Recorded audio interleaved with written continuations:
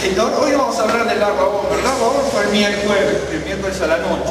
Estamos hablando del miércoles para los que vinimos el miércoles, los que fueron a la casa el miércoles. Pero ya no vamos a hablar pasado del Lag BaOmer. Otra vez hablaremos del Lag BaOmer. Una festividad que es el número 33 del conteo del Omer después de Pesaj. La Biblia dice, contaréis 49 días. La gente, bueno, además que ni la gente judía, ni los cristianos, a veces ni los judíos mesiánicos saben lo que significa un conteo de Pesaj a Shavuot. Se tejen muchas cosas, algunas correctas, otras realmente incorrectas. No es solamente la liturgia, hay mucho más atrás de eso, más allá de la oración del conteo del Omer, implica otra cosa el conteo del Omer, ¿no? Pero hoy no vamos a hablar de esto, ya la próxima hablaremos. La fiesta del Lag BaOmer es una celebración, es una fiesta, es una celebración, es una conmemoración que fue elaborada, una fiesta menor elaborada rabínicamente como consecuencia de contar 49 gavillas, ¿no? Voy a comenzar con esto por lo que sigo. Había que contar 49 gavillas antes de llegar a la 50ª, que es Pentecostés o Shavuot. Y la gavilla era un Omer. El Omer son 3.7 litros. Si usted ve las medidas, la efa son 37 litros, pero el Omer es la décima parte de una efa. Y había que ofrendar las gavillas, ¿sí? Y en un momento determinado, en el conteo de ese Omer, al llegar al número 33, que yo una vez lo expliqué, no sé si se van a acordar, pero lo expliqué clarito, por qué el número 33 y por qué todo eso, ¿no? La historia de Israel en el Talmud, en los Midrashim, y posteriormente los Gaonim, que fueron determinados sabios judíos durante 2 siglos y medio más o menos, determinaron una celebración porque en ese momento había terminado el día 33 coincidentemente con el 33 del Omer, justo puede haber sido el 18 o el 29 o el 42, pero no es el 33, pero por un motivo que ahora no voy a explicar, pero no es. Ahora tengo que explicarlo, ya lo expliqué el miércoles. Pero en ese momento se dice que terminó una enfermedad, una peste, que había destruido a miles de los discípulos del Rabino Akiva, que había considerado a Bar como el Mesías. Y resulta que, si bien la palabra que dice peste aquí se puede traducir de otra manera, yo lo expliqué el miércoles con detalle eso. En el Talmud dice que hubo una peste que terminó en ese momento. En realidad la palabra es peste, también se traduce como derrota. La misma palabra en hebreo significa esto. Entonces puede haber sido una derrota militar, pero ahí no se pone, derrota militar se traduce como peste. Y en ese momento, ¿no es cierto?, donde hay un hecho puntual, hay otros hechos, pero ese es la clave. En un momento determinado había una tragedia. Había una guerra desigual totalmente entre los judíos, con Bar Kokhba a la cabeza, considerado en ese momento como el hijo de la estrella, por Rabino Akiva, después se arrepiente, pero lo considera el Mesías. Y de hecho que a veces, por más que haya sido un sabio eminente en Israel, se equivocó al considerar al Mesías. Y bueno, pero en ese momento hubo una tragedia muy grande de muerte, no solamente los discípulos de Bar Kokhba que se añadieron al ejército precario, pero aguerrido de Bar Kokhba, y murieron miles, más los miles de discípulos que tenía este rabino Akiva, ¿no? Es una tragedia. Y a veces, luego de las tragedias, uno celebra. A veces después de la guerra se celebra que ya no va a haber más guerra, ¿no? Yo no estoy de acuerdo con los países, eso ya es personal. No estoy de acuerdo con los países cuando celebran las victorias, ¿no? Como ahora terminó la Segunda Guerra Mundial y se festeja. En realidad no hay nada que festejar, hay que llorar, ¿verdad? Porque no hay que festejar. Realmente, ¿qué se puede festejar? La Segunda Guerra Mundial se llevó entre 60, los más conservadores de 57 millones, los más o menos 60 y pico, y lo que más o menos dicen la realidad anda por arriba de 70 millones de personas muertas, no sé cuánto habrá que festejar, a lo mejor festejar que no murieron 140 millones, entonces por ahí festejemos y se puede festejar lo que quiera. Pero yo desde muy joven no soy reacio a celebrar las victorias de las guerras, porque con festividades y lanzar cosas por el aire y bailes y un montón de cosas, porque en realidad no, creo que no amerita eso, ¿no? Que se puede festejar cuando mueren 70 millones de personas, que por lo que yo creo, por lo que yo estudié, para mí anda por esa física. Pero hay por ahí más, podría ser, pero no sé. Bueno, eso por un lado. Por el otro lado, ahí termina un conflicto muy grande, de hecho, que luego eso fue en el año 135, pero del 132 al 135 tuvo una gran rebelión. No voy a hablar del Mahoma y todo lo que representa todo esto, pero sí por lo que vamos a leer ahora. Y entonces, el pueblo judío estaba en una situación desastrosa, ¿no es cierto?, merced a la opresión del Imperio Romano. Si usted, el Imperio Romano, en realidad, el Imperio Romano, si uno tiene que entender. Usted sabe, usted conoce la palabra, de hecho que acá se llama Estado, pero la palabra provincia la conoce. Entonces la palabra provincia es una descripción surgida del léxico romano. Los romanos eran benevolentes con todo el mundo siempre y cuando se hiciera lo que dijeran ellos. Entonces si usted se adaptaba a la estructura romana, en realidad eran benevolentes y les favorecían. Pero usted tenía que suscribirse a todo lo que los romanos decían. Por eso la palabra provincia es pro vencire, es decir, a favor de los vencidos. Eso significa la palabra provincia. La palabra provincia significa una estructura, ¿no es cierto?, creada con toda la jurisprudencia y todo lo legal, una estructura creada pro vencire, a favor de los vencidos. Entonces, ustedes están vencidos. Si ustedes rinden pleitesía y se suscriben a todo lo que implica el Imperio Romano, ustedes son favorecidos, por eso a favor de los vencidos. Pero si usted no, como el pueblo hebreo, los imperios romanos, cada vez que entraban en algún lugar, se ponían toda su estructura, como lo hicieron los griegos también, pero los romanos lo hicieron en otro sentido. Los griegos lo manejaron de una manera distinta, pero los romanos eran más vehementes en esto de la violencia, pero los griegos tenían la suya también. Pero ¿a qué me refiero? Que los romanos decían, bueno, nosotros acá aquí ponemos un templo, y aquí ponemos otro templo, y aquí ponemos a Zeus Olímpico, y acá metemos a fulano, a Mengano Sultano, y sobre todo a la estatua del emperador. Y los demás imperios, sí, la gran mayoría lo aceptaban, claro que lo aceptaban, de mala gana, de menor gana, de peor gana, no sé, pero lo aceptaban, y entonces no tenían grandes conflictos. Cada uno agarraba a su dios, el Aveno de un lado se llama Afrodita en el otro. Si usted toma la filosofía griega y la romana, se va a dar, y la cálica, la verítica y todas esas, se va a dar cuenta y hace los paralelos de los dioses. Cada uno se aplicaba a un dios, y eso es lo que hizo Salomón, lamentablemente. Por eso Israel no fue como fue, porque Salomón, la culpa de la división de Israel la tuvo Salomón por dar libertad de culto. Yo siempre les digo, nosotros oramos siempre para que haya libertad de culto, libertad de culto. Dios no necesita libertad de culto. Usted dice, bueno, pero ¿cómo predicamos? Dios no necesita libertad de culto, hermano. Y si alguien tiene que morir, va a morir, ¿me entiende? Pero no hace falta libertad de culto para predicar. El problema de la libertad de culto que dio Salomón, descrito en la Biblia como construyó templos, esa palabra construir templos es el sinónimo de dar libertad de culto hoy. Él dio libertad de culto, que cada uno le ore a su Dios, haga lo que quiera, ¿sí? Y así le fue a Israel por los reyes que tuvimos, porque todos ven a Salomón como el hombre de sabiduría, la tuvo, pero tuvo una caída estrepitosa, estrepitosa. Entonces, los romanos pusieron a los dioses paganos en el templo, pero Salomón dio libertad de culto y le construyó templos para todo el mundo, que todas las mujeres, eso es entre comillas, y que las mujeres que usted sabe que las 365 son entre comillas mujeres, ¿no? Y la concubina. Bíblicamente, es otra cosa. Bíblicamente, esposa, ¿no es cierto? Y concubina significa otra cosa. Esposa es buena acción y concubina mala acción. Entonces, puede haber tenido tantas mujeres, a lo mejor tuvo muchas más o muchas menos.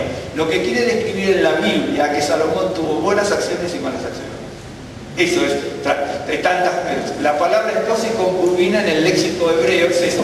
Por eso hay que estudiar la palabra, no se puede decir lo que uno sabe ni enseñar lo que uno inventa.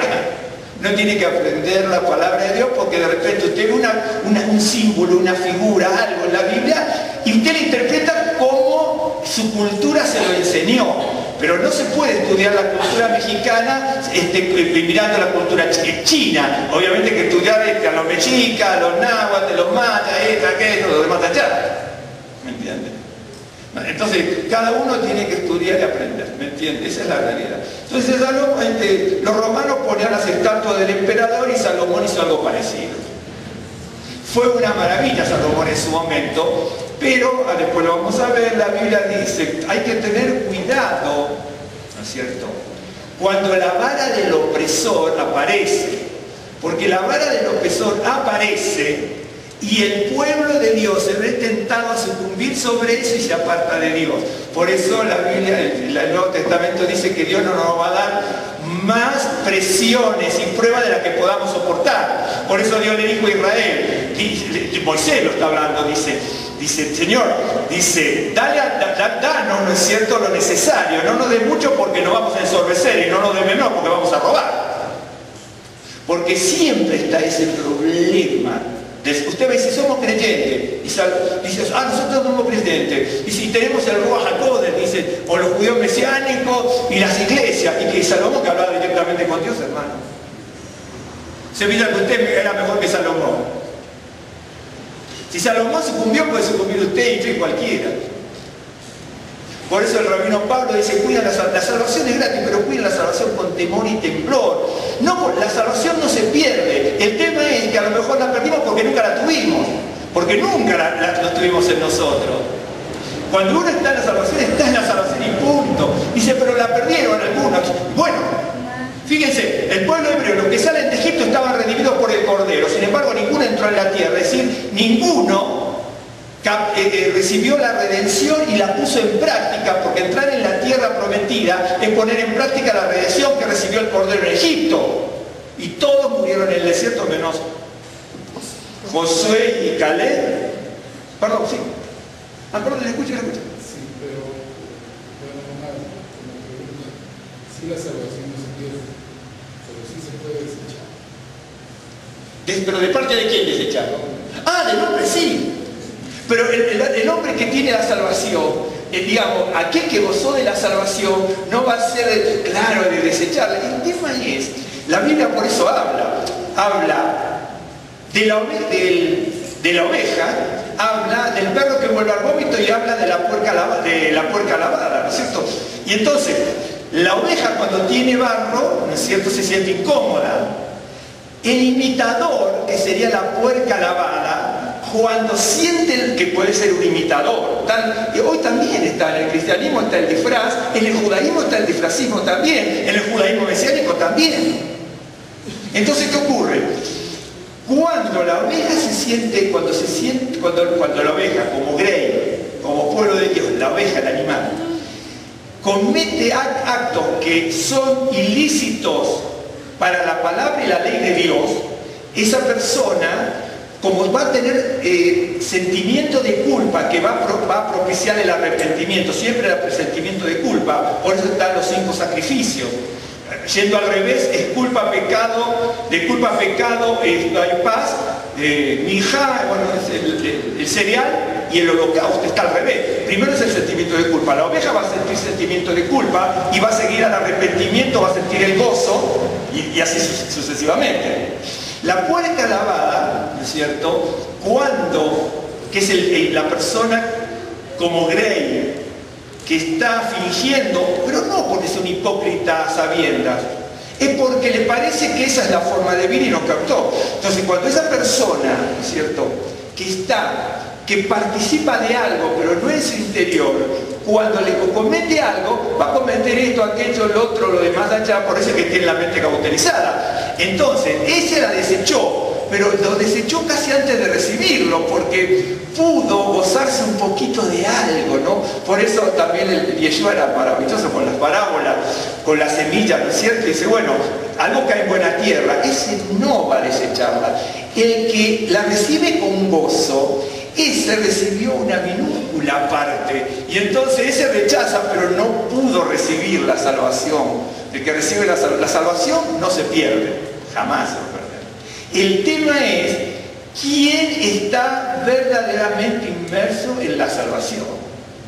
Entonces nosotros sabemos, cada uno tiene que saber de dónde vino, qué es lo que está viviendo y a dónde va. Por eso dice, está la puerca lavada, que es el que no es porque... En realidad, reitero, la puerca lavada no es un hipócrita a sabiendas, como diciendo, me voy a comportar como un hipócrita. No, realmente vive engañado, no es que quiere engañar a otros. A veces está un mal predicador o un falso maestro, también a veces no lo hace a sabiendas. ¿Sí? ¿Se acuerdan ustedes cuando estaba, voy con esto, ¿no? Cuando estaba, por ejemplo, Jeremías, ¿no es cierto? Y el falso profeta. Ese falso profeta estaba predicando en el nombre de Adonai, y era un profeta nacionalista, y también tomaba la palabra, ¿no es cierto? Y decía, vamos a vencer. Pero el tema es que Jeremías me invitaba a que profundizara más en todo eso, ¿no? Claro, ¿me entiende? Y entonces Jeremías era, que sería la buena oveja, y el otro no era un hipócrita, y dice, bueno, voy a falsear. No, él quería que su pueblo triunfara sobre los babilonios. Y entonces la oveja es oveja. La oveja que es oveja, que puede pecar, pero sentimiento de culpa luego es arrepentimiento, y así por eso están los 5 sacrificios, ¿no es cierto? La puerca lavada va a seguir en una cadena como una avalancha y una bola de nieve, y por eso está el perro que vuelve al vómito, ¿no es cierto? La oveja, nosotros como oveja, no vamos a ser como el perro que vuelve al vómito, ¿entiendes? No, porque no va a ser así, porque nos va a repugnar, nos va a dar... Usted va a decir, bueno, pero no pecamos, sí, incluso podemos cometer muchas cosas, pero el Señor a través de su Ruach HaKodesh acuérdense siempre que está el Nefesh, el Ruach y la Neyamá. Por ese espíritu que el Señor nos puso, Él va teniendo como un cordón umbilical con nosotros. Por eso, antes no le ha pasado como hijo de Dios, como creyente, que nos pasa algo y que por adentro nos carcome, nos hostiga. Por eso, y David lo tenía, dice, siempre me pones el pecado delante mío. Esa es la oveja. Saúl, por ejemplo, no se comportó como oveja. Salomón tampoco. ¿Qué pudo haber pasado con Saúl y Salomón? Se lo preguntaremos al Señor en algún momento, ¿no? Pero ya, bueno, volvemos a esto, ¿no? Y entonces, a Salomón le pasó eso, que abrió, dio libertad de culto, abrió la puerta para que cada uno hiciera cualquier cosa, ¿sí? Y entonces desbarató Israel para siempre hasta el día de hoy. Es decir, tuvo cosas maravillosas, Salomón, pero por alguna razón declinó, y acuérdense siempre, si son 365 y las concubinas, ¿ok? Pero bíblicamente es otra cosa. En el vocabulario hebreo, en el léxico hebreo, significa buenas acciones y malas acciones también. Hubo mujeres y, llamémosle para la época, legales e ilegales, entre comillas, para la época que tampoco eran ilegales, como lo sabemos hoy.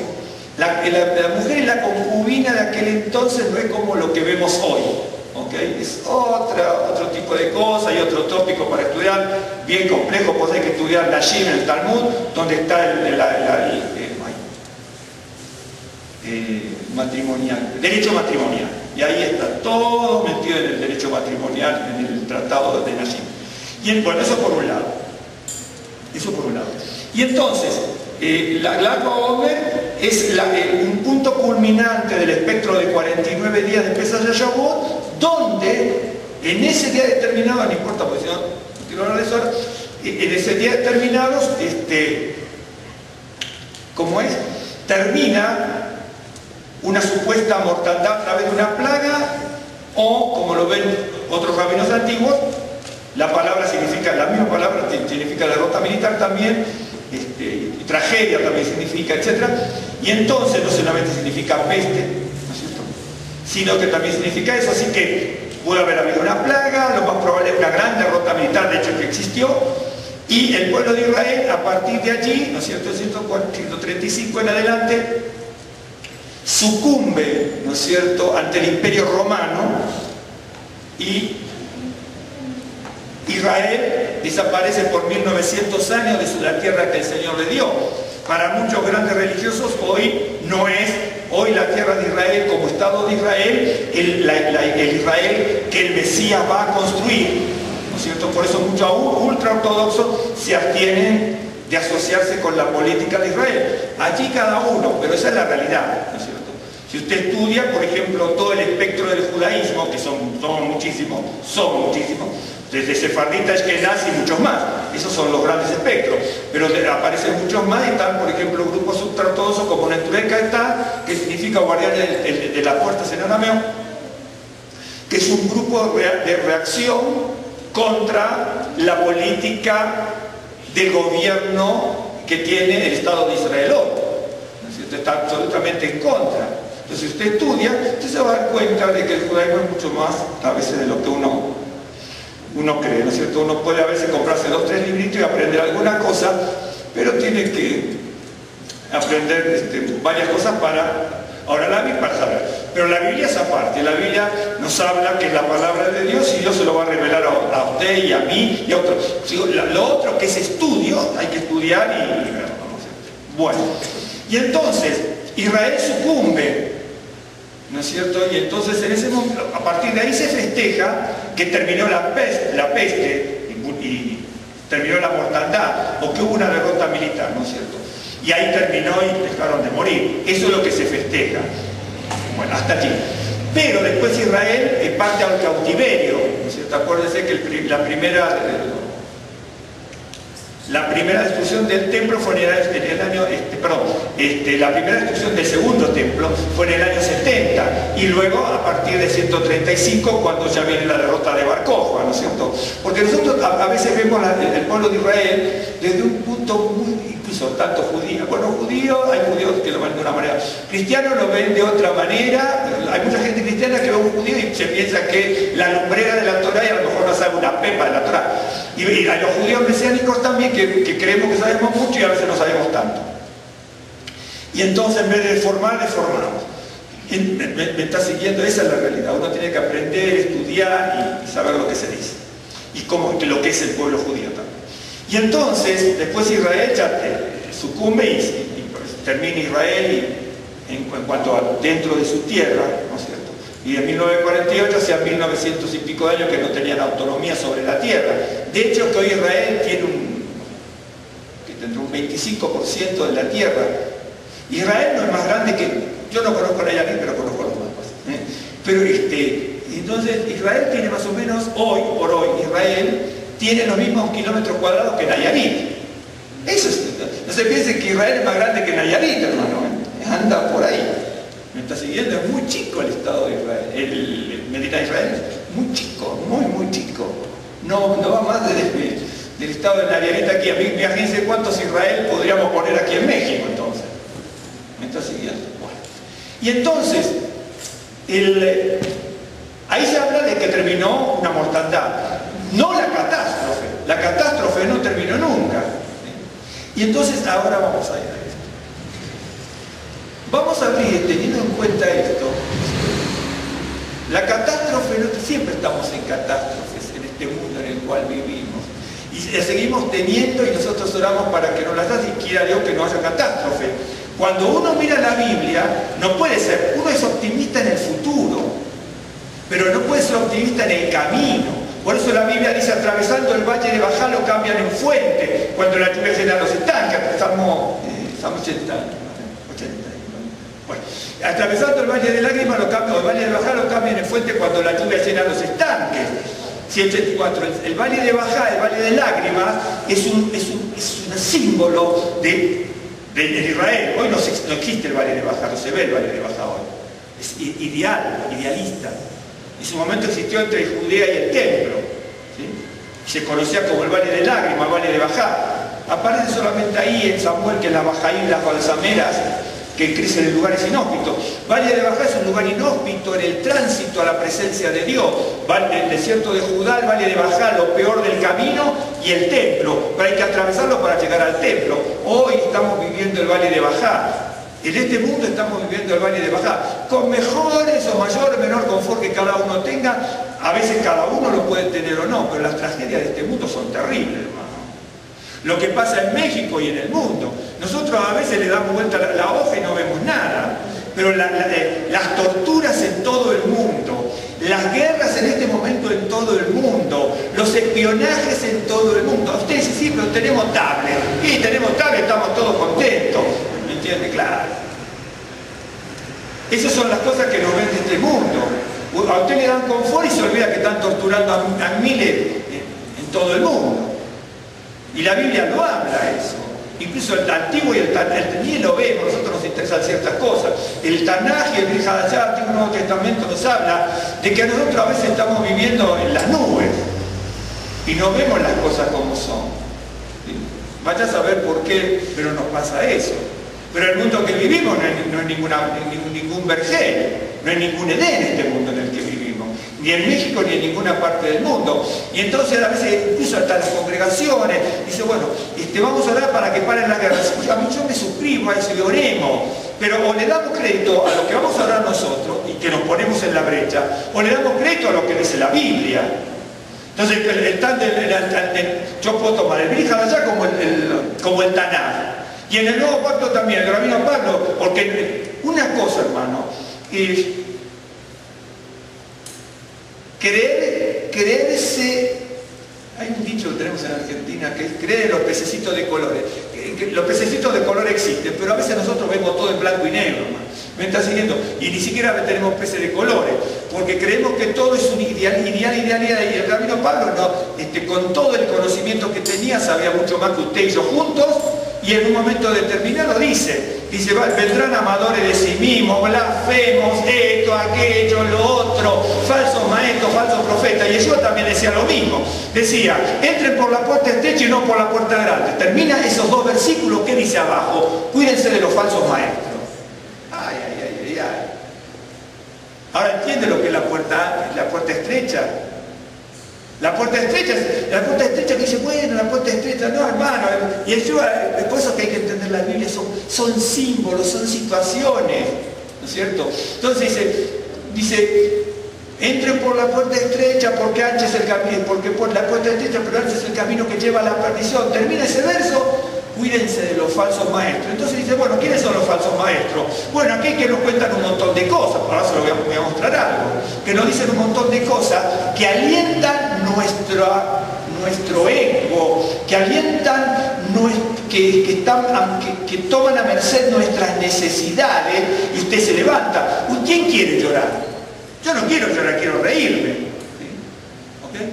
Y entonces cuando usted ve la Biblia, la cosa cambia. Esa es la realidad. Entonces, lo mismo pasa en el judaísmo, en el judeo-mesianismo. A veces decimos un montón de cosas para distraer a la gente, le mostramos a la gente esto, la gente va de aquí para allá por una novedad, que esto, que... Miren, ¿saben cuántos tipos con novedades se van al infierno, hermano? Es la realidad.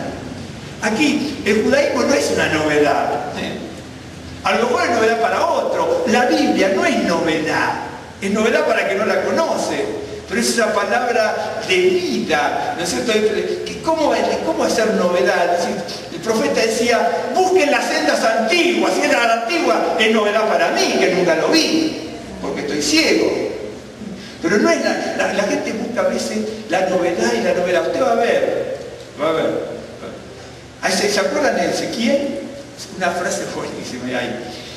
Ezequiel, Dios lo manda a predicar a Ezequiel, y en unos versos posteriores aparece y Dios le cuenta a Ezequiel lo que está pasando en un momento, y entonces le dice, mira Ezequiel, ¿se acuerda usted? Tu pueblo va de puerta en puerta golpeando.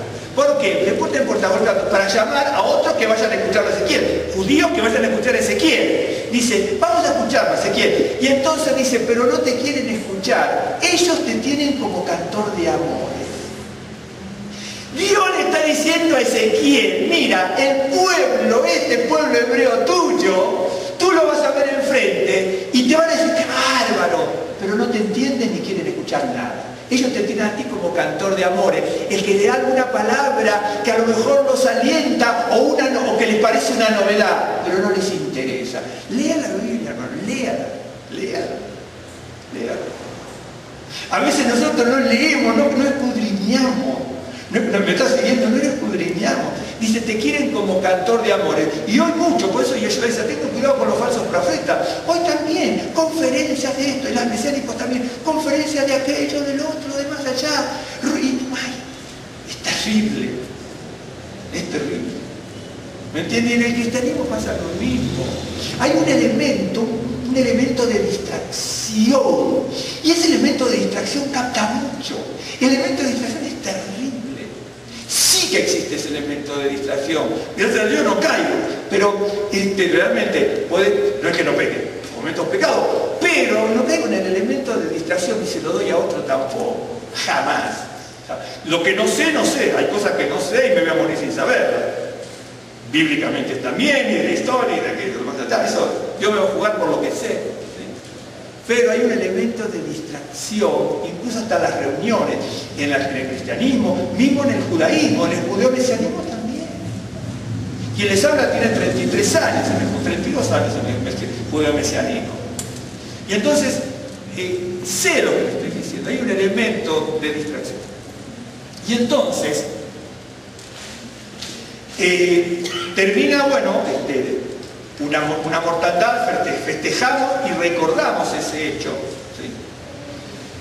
Del 33 del Omer, y luego viene la derrota militar total. Y usted va a decir, bueno, pero ¿cómo festejamos si después viene la derrota militar? Y claro, festejamos, pero ese evento, y lo registramos como una situación donde cesó la muerte de los discípulos de Rabbi Akiva. Luego ya viene la derrota de Bar Kokhba y el pueblo judío desapareció prácticamente de la tierra de Israel por 1900 años como nación. Siempre hubo judíos, en mayor o menor grado, pero como nación con autonomía desde el año 63, antes de esta era, cuando entró Pompeyo con los romanos y le pasó la factura por haberle ayudado contra los sirios. Esa fue la realidad. Usted tiene que ver la historia y estudiar la Biblia, entonces se va a dar cuenta que es lo que está pasando.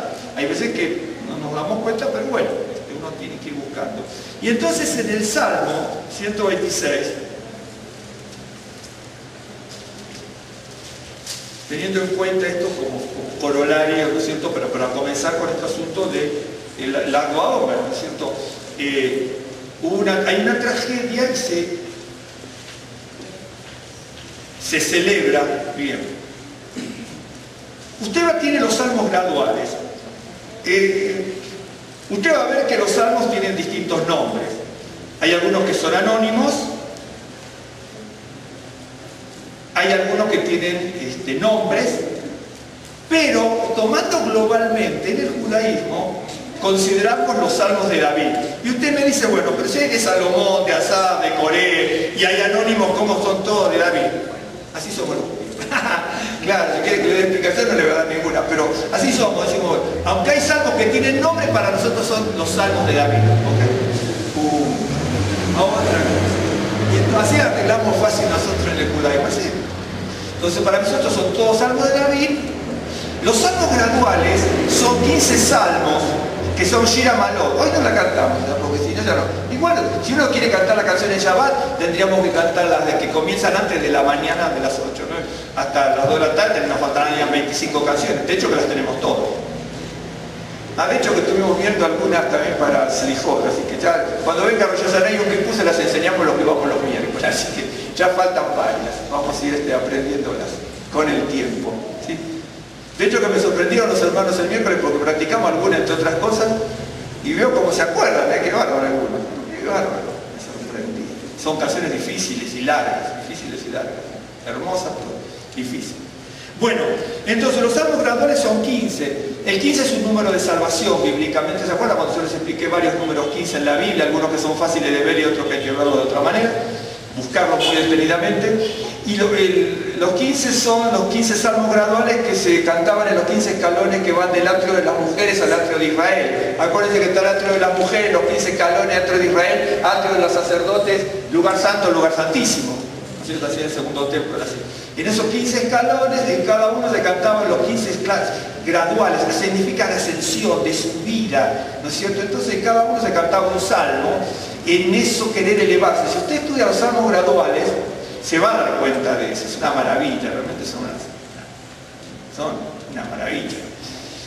Pero la mayoría de los autores, muchos autores, tanto judíos como no judíos, piensan que los salmos graduales se compusieron como consecuencia de la vuelta de Babilonia. Usted va a decir, bueno, pero usted quiere para decir que no. Yo no digo que no sea en parte así, pero los salmos graduales no creo que se hayan compuesto después de la vuelta de Babilonia en líneas generales, porque cuando uno los lee, yo leo el salmo gradual, ¿me están siguiendo o no? Porque repetí ya lo veo. Entonces, cuando uno lee los salmos graduales y uno va deteniéndose en los salmos, pero analiza el texto, veo que a veces no analizamos, a veces somos, muchas veces incluso cristianos, judíos y judíos mesiánicos, somos lectores ocasionales o a veces nos perturba mucho esto, porque somos lectores ocasionales y a veces queremos estudiar o aprender para demostrar que sabemos más que los demás. Y eso no da un rédito espiritual, no da un rédito a la inteligencia, a la sabiduría. Todo aquello que se hace con el sentido de demostrar o ponderar más a uno que a otro, ese tipo de cosas no trae un rédito espiritual, sino justamente todo lo contrario, hace que la persona vaya perdiendo esa fortaleza espiritual, por así decirlo. Entonces, los salmos graduales, si uno lee con detenimiento, uno se da cuenta de que el texto de los salmos no coincide con la situación de la vuelta de Babilonia. Porque la vuelta de Babilonia, si usted estudia la Biblia y lee la Biblia, no digo una historia paralela a la Biblia, lee la Biblia, se va a dar cuenta que los salmos, que la vuelta de Babilonia tiene distintos aspectos en ese camino, tanto el previo, lo que pasó, cómo vuelven y qué pasa cuando vuelven. Si usted analiza esos tres grandes pasos en un montón de pasajes bíblicos, ya sabe lo que pasó. Pero cuando usted lee los salmos, ¿no es cierto?, se da cuenta de que el salmo no coincide con esos pasos.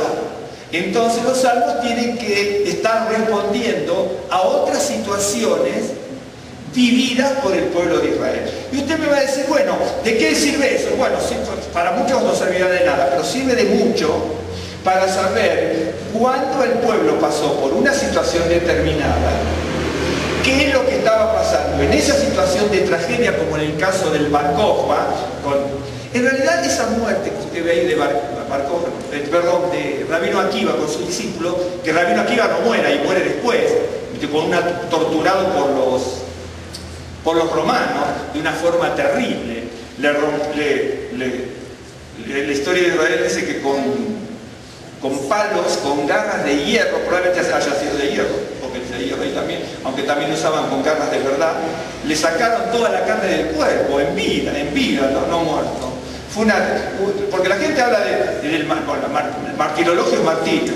Cuidado, porque yo sé que a veces mucha gente martirologio lo ve como algo católico romano. La palabra martirologio de martirio, ¿no?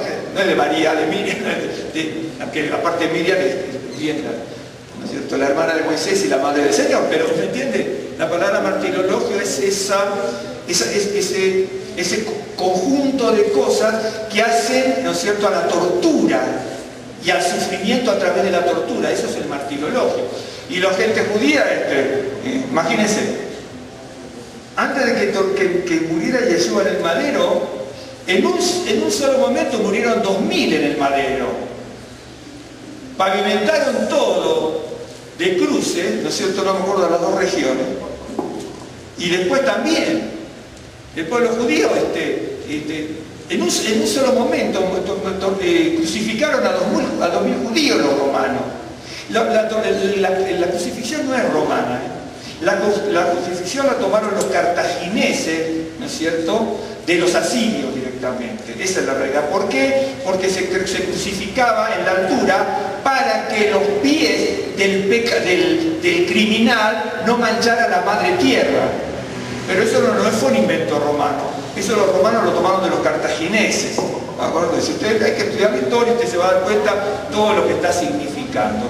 Y para que no contaminara la madre tierra, entonces, por eso lo crucificaban si lo crucificaban en el aire, en el madero sin tocar el piso. Bueno, entonces, yo voy a leer el Salmo 126. Dice, bien digo 126, parece que había hecho 127 antes, ¿no? Cuando Adonai hiciere volver la cautividad de Sión, seremos como los que sueñan. Entonces nuestra boca se llenará de risa y nuestra lengua de alabanza. Entonces dirán entre las naciones, grandes cosas ha hecho Adonai con estos, grandes cosas ha hecho Adonai con nosotros, y estaremos alegres. Haz volver nuestra cautividad, oh Adonai, como los arroyos del Negev. Los que sembraron con lágrimas, con regocijo segarán. Irá andando y llorando el que lleva la preciosa semilla, mas volverá a venir con regocijo, trayendo sus gavillas. En realidad, cuando uno ve esto, es decir, muchas veces tenemos tanto, ¿no es cierto? De hecho que no está mal traducido, aquí. Incluso cuando usted tiene una Biblia hebrea traducida al español por distintos rabinos o lingüistas hebreos, usted tiene una traducción.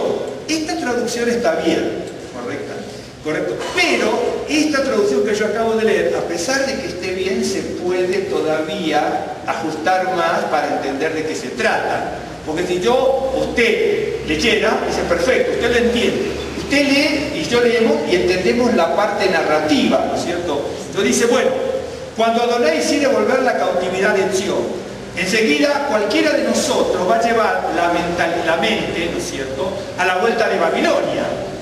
Pero cuidado, que la palabra cautividad no significa solamente cautividad, ¿no es cierto?, de volver del cautiverio, porque la misma palabra significa volver de una aflicción, y no solamente volver de un cautiverio, ¿me entiende?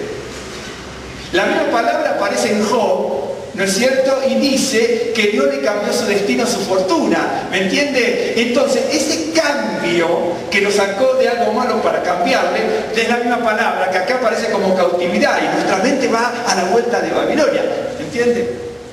No necesariamente es eso. O cuando dice, por ejemplo, ir andando y llorando el que lleva la preciosa semilla, ¿no es cierto? Que aquí nosotros tenemos Yemes Azará, cuando cantamos, ¿no es cierto?, el Salmo, Yemes Azará. Ahora, la palabra Yemes significa otra cosa también, y Azará también, en la bolsa de la semilla, ¿sí? ¿Ok? Pero la palabra semilla también significa descendencia, linaje, ascendencia. ¿Me está siguiendo? Entonces, ¿qué? Por un lado es la parte narrativa que me está hablando de la semilla. Pero está diciendo, el pueblo de Israel sufría, ¿no es cierto? Y dice, y andará ignorante el que lleva, ¿no es cierto? Ese Yemes Hazará, la palabra Yemes se traduce aquí como preciosa. No es preciosa. Bueno, la palabra Yemes aparece en otro lado como bolsa. ¿Sí? En otros lados significa arrastrar, llevar arrastrando la semilla, ¿sí? Pero la palabra semilla también, azará, usted busca, es el linaje, la ascendencia, la semilla del hombre. Entonces yo vuelvo de una aflicción determinada, ¿sí? Y entonces, para que mi linaje siga, y para que mi linaje siga, lo quiero lograr con lloros y sufrimiento. Usted, para que su linaje siga, ¿sí?, tiene que esforzarse, sacrificarse, y a veces eso lleva al llanto y a la lágrima. ¿Me está siguiendo o no? ¿Me sigue o no, hermano? Entonces, la Biblia, vemos la parte narrativa, pero cuando usted lo analiza, no el contexto, las frases, las situaciones y el texto hebreo y lo que significa, es mucho más. Y entonces el pueblo hebreo siempre pasó, siempre, pero el mundo en general, pero el pueblo hebreo que está descrito en la Biblia, y ese es el objetivo, pasa de situaciones de estar en la presencia de Dios a rebelarse con desobediencia al Señor, a andar en el cautiverio y en la aflicción. En el cautiverio cuando está oprimido en otro país como en Babilonia, o al cautiverio cuando está encerrado dentro de su propio país y no puede ni cultivar porque los demás vienen y se lo roban, o al cautiverio de la aflicción y del sufrimiento. La aflicción y el sufrimiento que pasamos es una cosa que está cautivando, nos cautiva adentro. ¿Me está siguiendo? Y uno lee la Biblia, no es que usted no sepa leer la Biblia ni no tenga la revelación, porque el mismo Ruach HaKodesh que tiene usted lo tengo que tener yo. Y Dios lo tiene que llevar a lo mismo. El tema es que no es que no nos lleve a lo mismo. La Biblia tiene la parte narrativa, la parte simbólica y la parte dentro de esos símbolos. Esa es la realidad. Y entonces, dice, lo leo de nuevo, cuando adoréis Sión y volver la cautividad de Sión, seremos como los que sueñan. Entonces nuestra boca se llenará de risa y nuestra lengua de alabanza. Entonces dirán entre las naciones, grandes cosas ha hecho Adonai con esto, grandes cosas ha hecho Adonai con nosotros. Si usted se fija, no hay ningún pasaje en la Biblia que diga que las naciones se alegraron cuando volvieron de Babilonia. Así que ya no puede ser por Babilonia. ¿Me está siguiendo? Pero sí, cuando el profeta Isaías estuvo con Ezequías, ¿sí? Y merced a la restauración que tuvo Ezequías y a la búsqueda de Dios, Isaías le dijo, mira, los asirios no nos van a vencer, ¿sí?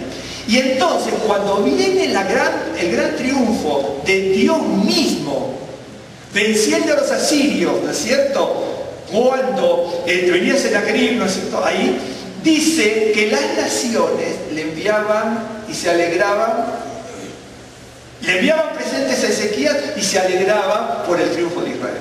¿Me está siguiendo? Entonces ya sé, yo leo la Biblia y uno busca, y ya sabemos, si usted busca la vuelta de Babilonia, no hay ningún momento donde las naciones se alegren porque vuelven. Es más, los que estaban alrededor de Israel no solamente no se alegraron, sino que le crearon tropiezo para que Israel no pudiese establecerse nuevamente. Así que ahora no puede ser salvo.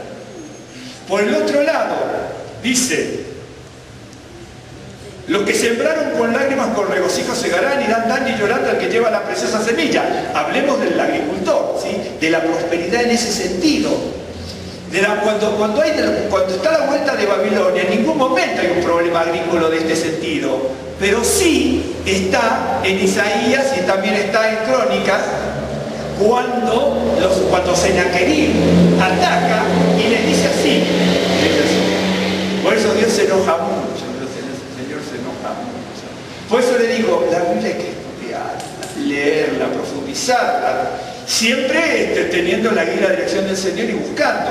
Esto usted me dice, bueno, puede ser histórico, pero hay otras cosas que pueden ser no tan históricas, ¿sí? Pero de ese histórico emana lo espiritual. ¿Por qué? Porque Senaquerib le dice, miren, así que Ezequías nos va a alimentar a ustedes, ya van a ver que ustedes no van a tener ni la cosecha ni aquello, pero yo los voy a mandar a una tierra donde hay sementera. Ahí sí había un problema en Israel con las cosechas. Entonces ya sé que no puede ser de Babilonia, porque estoy tomando dos casos nada más. Los que se alegran y mandan regalos a Ezequías, ¿sí?, es cuando derrotan a Senaquerib y le mandan grandes presentes, ¿sí?, le mandan muchos presentes a las naciones. Y Senaquerib y sus secuaces le dicen, no confíen en Ezequías porque no los va a poder alimentar, porque como les querían poner un vallado alrededor de Jerusalén, ¿no es cierto?, y no podían cultivar los campos entonces, ¿sí?, porque dice así. ¿Me está siguiendo? Entonces ya sé que por ese lado anda la cosa. Bien, déjenme mostrarles una cosa. Miren, Dios, hay una cosa bien interesante. No se le puede robar la gloria a Dios bajo ningún punto, por más que... Y robarle la gloria a Dios es para el ser humano y el creyente a veces, presente. Es demasiado fácil, pero Dios se enoja mucho, Dios se enoja. Hay cosas que Dios puede permitir, pero no que no se le robe la gloria. Por eso dice, hay un pecado también de muerte contra el Ruach HaKodesh, ¿sí? Y a veces no lo captamos eso. Por ejemplo, si usted es arrogante por el hecho de ser creyente, arrogante con la palabra, ¿sí? ¿Okay? O yo soy arrogante con la palabra, y entonces, eso robarle la gloria a Dios. Y Dios no lo va a permitir. Dios no lo va a permitir. Los asirios, cuando invaden Israel, en ese momento, dicen, fíjense, yo se lo voy a leer, nosotros hemos tirado los cedros, ¿sí? Se ensoberbecieron con los dioses de las otras naciones y se ensoberbecieron contra los hombres. Hasta ahí Dios se la acepta. Si se ensoberbecen con los dioses, está bien. Se ensoberbecen con los hombres, está bien. Pero cuando le dijeron, vuestro Dios no les va a poder ayudar, ahí ya le estaban robando la gloria real. Y eso no le pasa a los así, nos pasa a nosotros también. ¿Saben cuándo lo hacemos? Cuando decimos, este es mejor que aquel, esta congregación es mejor que aquel y la otra mejor que la otra. Se lo robamos la gloria. No nos damos cuenta. Dios va a poner a cada una en el lugar. Pero tenemos que tener cuidado con ese tipo de cosas. Por eso le digo, nosotros podemos a veces ser muy lectores ocasionales de la Escritura. Pero ¿sabe? Vuelvo a decir lo que dije antes, no sé cómo lo dije, pero creo que lo dije. Entonces, ¿saben el infierno de cuántos lectores ocasionales de la Biblia va a haber? Un montón. Porque acá no se trata de saber la Biblia, acá se trata de aprender la palabra del Señor, la verdadera palabra del Señor, para poder caminar en el camino que el Señor nos manda.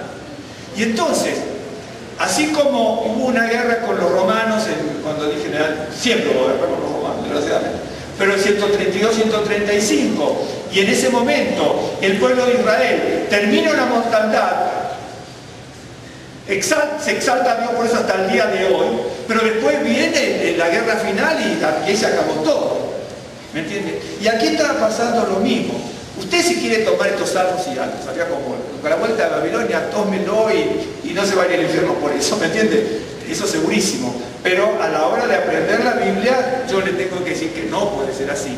De hecho, que si usted dice, bueno, yo lo tomo como la cautividad de Sion, bueno, ahora lo toma como la cautividad de Sion, y si eso a usted lo eleva y le da fruto, muy bien. Pero en realidad, esta situación habla, ¿no es cierto?, de lo que está narrado, por ejemplo, en Isaías 36, 37, Segunda de Crónicas 32, etc. Está todo descrito allí. Cuando uno estudia todos esos pasajes y algunos más, uno se va a dar cuenta de que el Salmo 126 se acopla perfectamente a las situaciones, ¿no es cierto? Acuérdense que la cautividad, esta expresión, es una expresión que significa volver de una cautividad, de una opresión enemiga, tanto dentro del país con extranjeros, o estar dentro del extranjero y que esté bajo tiranos. Esa es la idea. Pero también esa palabra bíblicamente se utiliza, por ejemplo, en varios pasajes, o en Job, por ejemplo, donde habla de que, dice, ya no lo quitan, no vuelve de la cautividad, sino vuelve de la aflicción. Sí, esta expresión significa volver de ser restaurado de una aflicción que me tiene como en cautiverio. Por ejemplo, si yo, hay muchas cosas que se pueden hablar de esto. Si yo estuviese sometido a la droga o al alcohol, me tiene que sacar de esa cautividad porque estoy en cautiverio. Si yo soy un engreído, un envidioso, soy un mentiroso, y todo este tipo, yo estoy en esa cautividad. Si me está siguiendo, entonces tengo que salir de esa aflicción, que es una cautividad. Esa es la realidad. Entonces la Biblia habla de eso. Pero es una cosa maravillosa. Entonces, bien, les voy a leer esto y luego les voy a pasar. Vamos a ir rápidamente, entre comillas rápidamente, ¿no? A Isaías 37. que es cuando Israel del sur, Judá y Benjamín. Acuérdense las 10 tribus y después Judá y Benjamín. Okay. Un día les voy a explicar por qué Judá y Benjamín estuvieron juntitos siempre. Tal vez no lo hagan. Pero es bien interesante por qué Judá y Benjamín siempre estuvieron juntos. Eso se puede ver en la mística hebrea y en todo eso, por qué Judá y Benjamín, ¿no? Incluso recuerda cuando José, ¿no es cierto?, dice que llora, ¿no es cierto?, con los hermanos. Pero no dice que llora con todos los hermanos, pero dice que llora con Benjamín en su cuello. Y que luego Benjamín llora en el cuello de José. Pero lo que pasa es que cuando dice que Benjamín llora en el cuello, de que José llora en el cuello de Benjamín, no dice en el cuello, dice en los cuellos, que está en plural en ese caso. Ya le voy a explicar por qué aparece eso. Y luego en el siguiente verso dice que lloran con los otros hermanos. Bueno, pero todo eso, cuando usted ve la historia de Israel y todo, y dice, el pueblo hebreo, uno se da cuenta de que eso está en algún lado, ¿no? Pero por eso es que digo que la Biblia nunca se termina de estudiar. Yo sé que a veces siempre estimulo a todos que estudien, pero mucha gente dice, bueno, voy al instituto, al otro, para estudiar. Y entonces ya después le dan el máster de degree, aquello, el otro, nosotros también estudiamos seminario, pero llega un momento que no sirve de mucho. No sirve de mucho, porque uno estudia, es como cuando uno estudia una profesión, ¿no es cierto? Muchos de ustedes tienen profesiones. Bueno, yo también estudiaba. Y entonces, incluso cuando yo estudié guitarra clásica, mi objetivo era ser concertista. Entonces, ¿qué ocurría? Yo estudiaba. Cuando me recibí de profesor, entonces mi profesor me dice, mira, ahora tienes que estudiar 2 años para saber enseñar. Digo, ¿hasta cuándo voy a estudiar? Entonces me dice, es que esto no se termina nunca. Nunca. Mire, a veces incluso la gente entiende mal eso. Andrés Segovia, el famoso concertista de guitarra español, que murió a los 97 años, tocó hasta los 95, el hombre, yo digo, ojalá si vivo que toque también la guitarra clásica hasta esa época. Entonces digo, bueno, tocó hasta los 95 el señor. Bueno, él tenía 50 años, 60, entonces 45, 50, yo tengo sus libros cuando estudiaba en el conservatorio. Entonces él siempre decía, porque es el léxico que se usa, pero la gente lo entiende mal. Entonces él dice, ¿qué estás haciendo? Estoy estudiando. Entonces la gente dice, pero como este tipo tiene un montón de discos grabados, tiene 50 años, sigue estudiando y es un mediocre. Entonces, dice, cuando me di cuenta que la gente era mediocre y no yo, entonces ya no le decía más, estoy estudiando. ¿Qué estás haciendo? Estoy trabajando en mi casa, algún día alguien me lo va a pagar. ¿Lo entendió? Esa es la realidad. No entendemos eso del estudio. No lo entendemos. No se termina nunca. En las profesiones lo mismo. Mi cuñado es médico en Argentina. Entonces me contaba una vez, usted tenía un montón de años, de 5.000 planes que le dan cuando hacen los cursos, los diplomas, ¿no? Y con 8.000. Dicen, sí, pero hay que estudiar siempre. Ustedes mismos que hicieron, ¿no es cierto?, la maestría y todo, como licenciados en Derecho y todo. Es el estudio.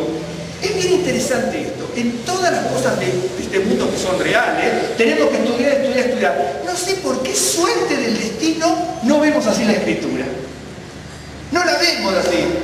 Ya sabemos todo antes de ir a algún lado. Y es ahí donde se habla de la mediocridad. Por eso cuando él se veía, cuando yo me di cuenta que me trataban de mediocre, me di cuenta de que no me entendían. Entonces no estudio más. ¿Por qué estás haciendo? Estoy trabajando. ¿Dónde? En mi casa. Algún día alguien me lo va a pagar en público. Dice, cierto, porque la gente no entiende eso. No lo entiende. Dice, estudia la Biblia. Es que es insondable, no se termina nunca, jamás. Y aparecen cosas nuevas. Eso es lo maravilloso que tiene la palabra.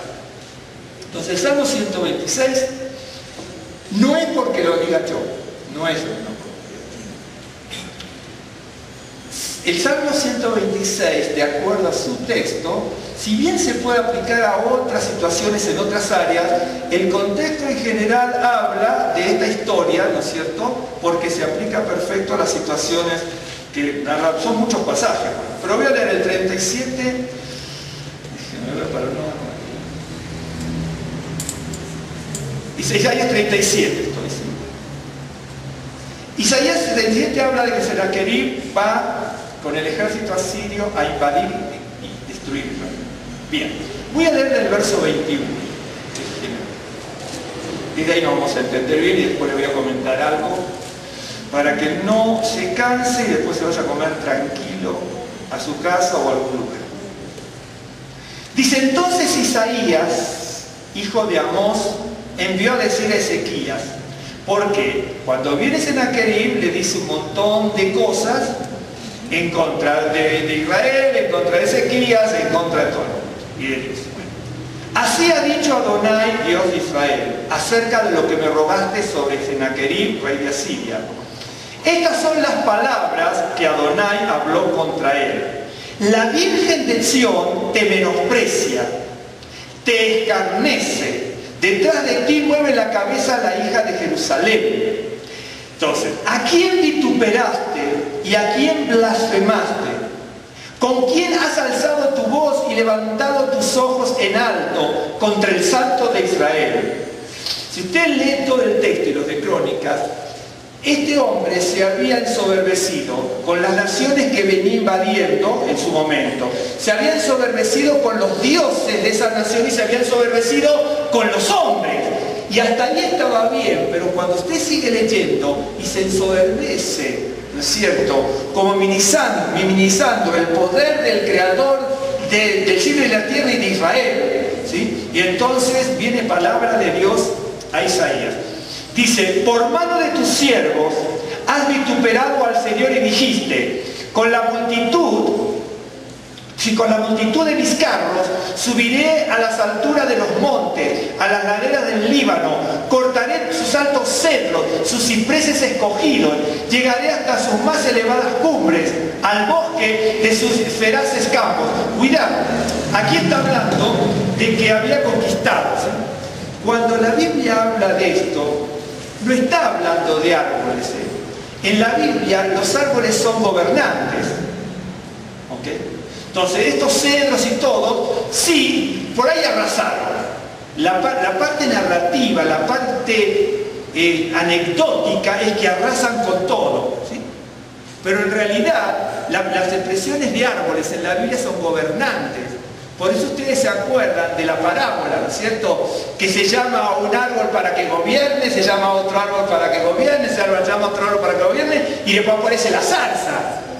Y la zarza dice: yo quiero gobernar, pero la zarza es inútil. ¿Sabe por qué dice eso la Biblia?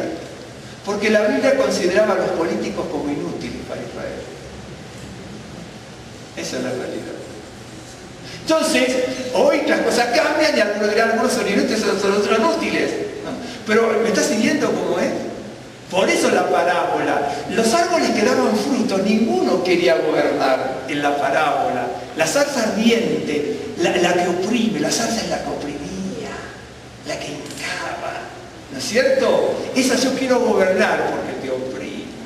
¿Me está siguiendo? Entonces, cuando usted ve árboles, ¿no es cierto?, que cortaré los cedros y bajaré al árbol altivo, es una forma, ¿no es cierto?, simbólica de describir a los hombres. ¿Me está siguiendo? Un día le voy a mostrar un montón de árboles, incluso los aromas de los árboles, y le voy a mostrar las traducciones y lo espiritual que cada uno tiene. Es una maravilla, es una maravilla.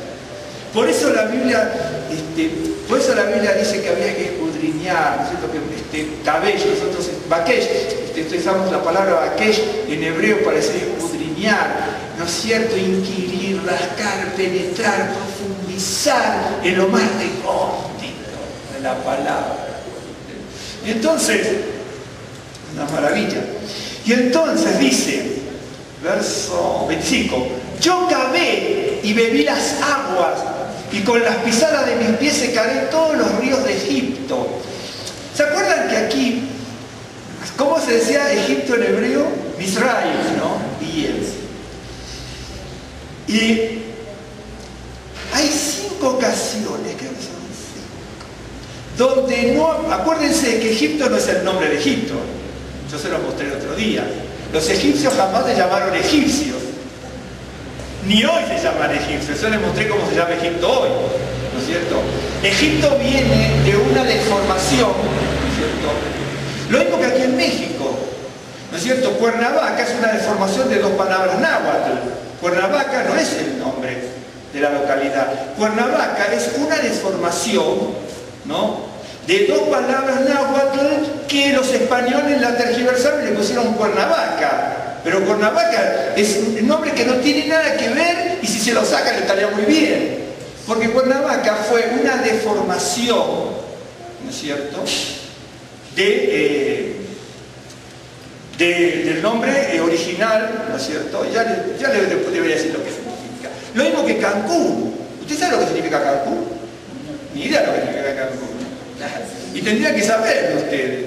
De hecho que no es náhuatl, son palabras mayas, ¿no es cierto? En el caso de Cancún. Sí, perdón.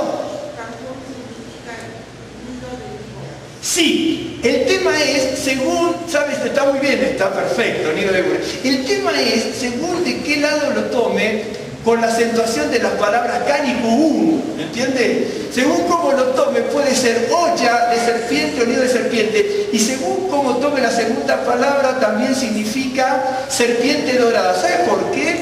Vio que Cancún es así. Entonces se suponía que los dioses miraban desde arriba y veían con la arena como una serpiente dorada. De ahí viene la palabra. Es muy interesante, pero muy bien, ¿eh? Muy bien. Veo que ustedes leen. Sí, yo también estudio, ¿verdad que usted también? Oh, hace años que vengo estudiando todo ustedes. Hace años de los años. Bueno, en serio, pero sí puede significar serpiente, otra de serpiente, serpiente dorada, y otra traducción porque se puede traducir con... Según como, ese es el tema. Las palabras náhuatl son casi todas graves, pero estas, las mayas son agudas. ¿Me entienden? Entonces ahí se complica la cosa por... Pero eso es otro. Ya cuando veamos náhuatl o maya lo vemos de otro lado. Pero evidentemente usted tendrá que aprender más como mexicano. Es cierto, tendríamos. Bueno, ok. Y entonces, volvamos a lo nuestro. ¿Sí? Y aquí, la palabra Egipto es una deformación de tres palabras que significa casa del alma de Ptah. Y de ahí viene Agapta, ¿no es cierto?, en griego. Y de ahí viene Egipto, para nosotros ya es deformado totalmente. Pero los egipcios jamás se llamaron así. Jamás. Lo mismo que los mexicas jamás se llamaron mexicanos. Se llamaron mexicas y punto. El invasor le pone el nombre. Okay. Y entonces, Egipto significa la casa del alma de Ptah. Bueno, pero los hebreos llamaron Mizraim, que significa doble aflicción, etc. Ya se los expliqué varias veces. Pero aquí la palabra es Matzor, ¿no? Y son 5 veces que los hebreos llamaron como Matzor en vez de Mizraim, lo cual significa asedio, fortificación, y es una deformación del nombre de Egipto. Es muy improbable. Si usted lee aquí, usted dice, bueno, voy a secar los ríos dice yo, y me vi las aguas y con las pisadas de mis pies secaré todos los ríos de Egipto. Acá dice, está en plural, ¿cómo se dice? En futuro. Senaquerib no llega nunca a Egipto. Senaquerib le ganó a los egipcios, pero se lo ganó en la franja de Filistea. Ahí sí le ganó Senaquerib a los egipcios, pero jamás llegó a Egipto. ¿Sabe qué? Todo esto lo encuentra en la Biblia.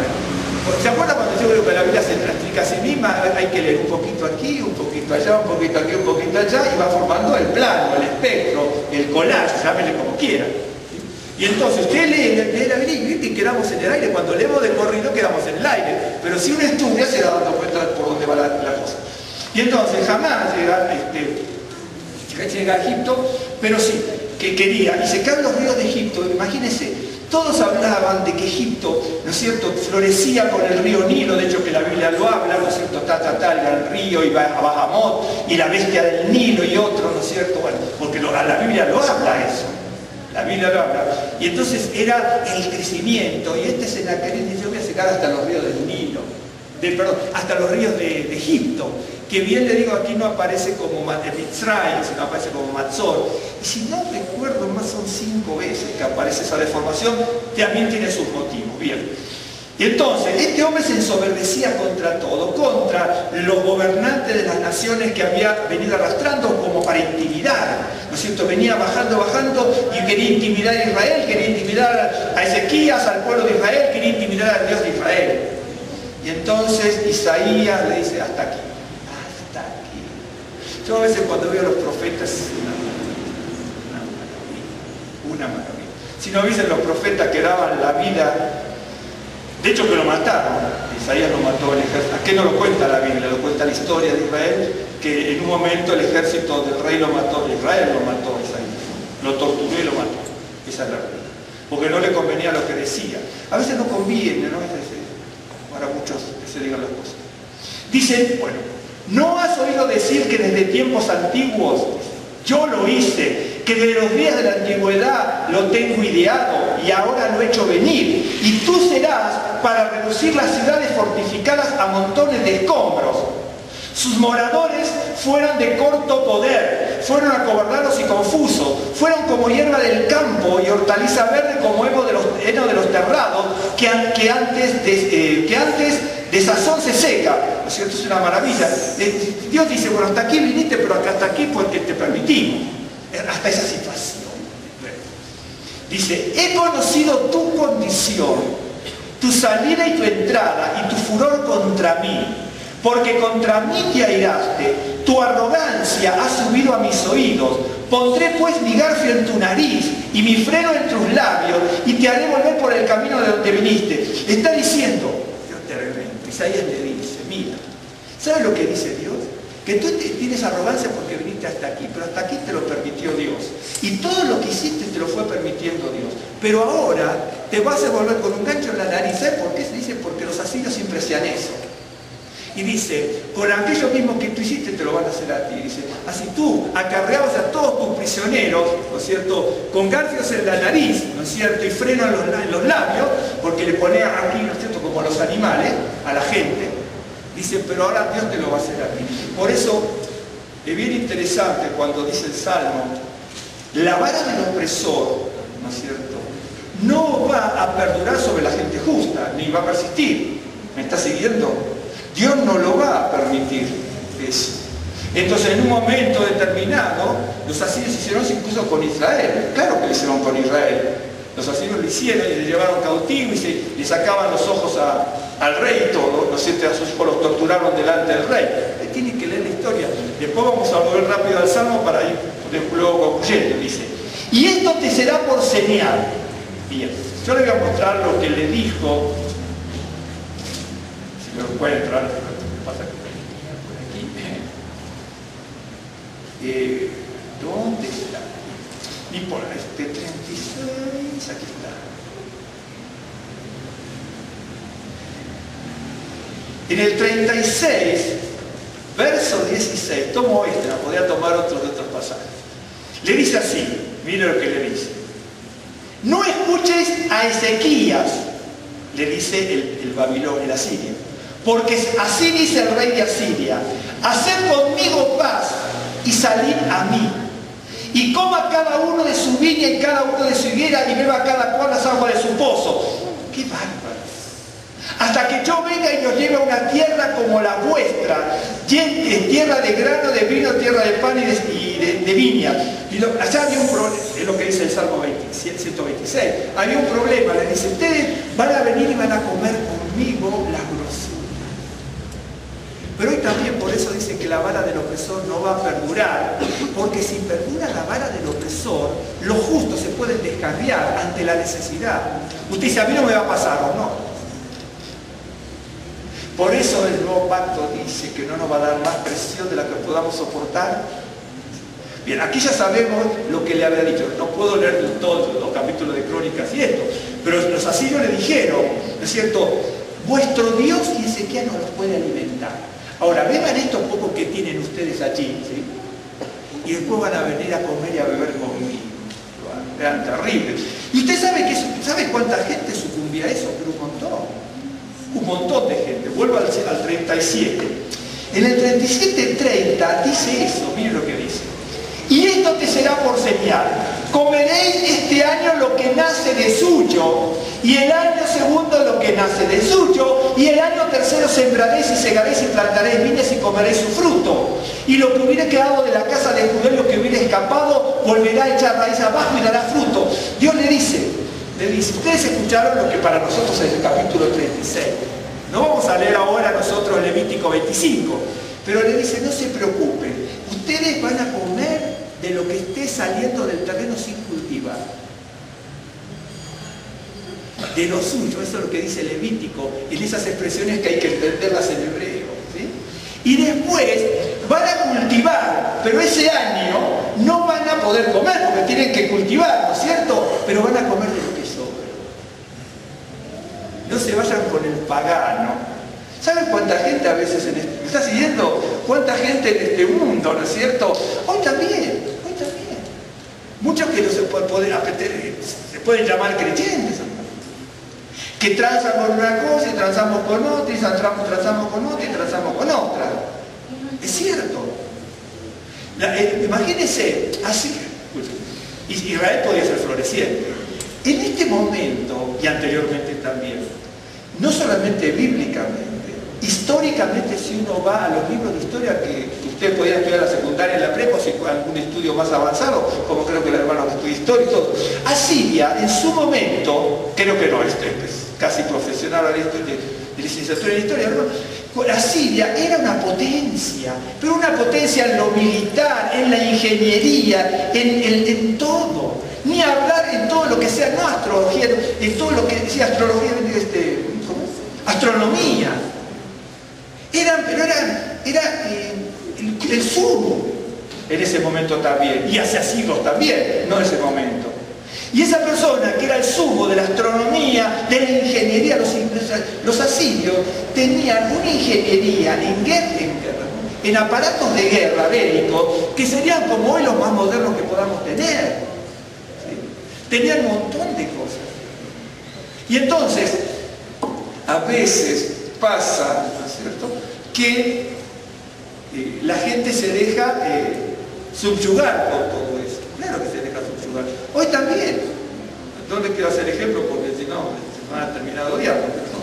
Ya, algunos ejemplos ya los conocen. Bueno, voy a seguir leyendo. Bien. Porque de Jerusalén saldrá un remanente y del monte del Sión los que se salven. El seno de Adonai de los ejércitos hará esto. Por tanto, así dice Adonai acerca del rey de Asiria: no entrará en esta ciudad ni arrojará saeta en ella.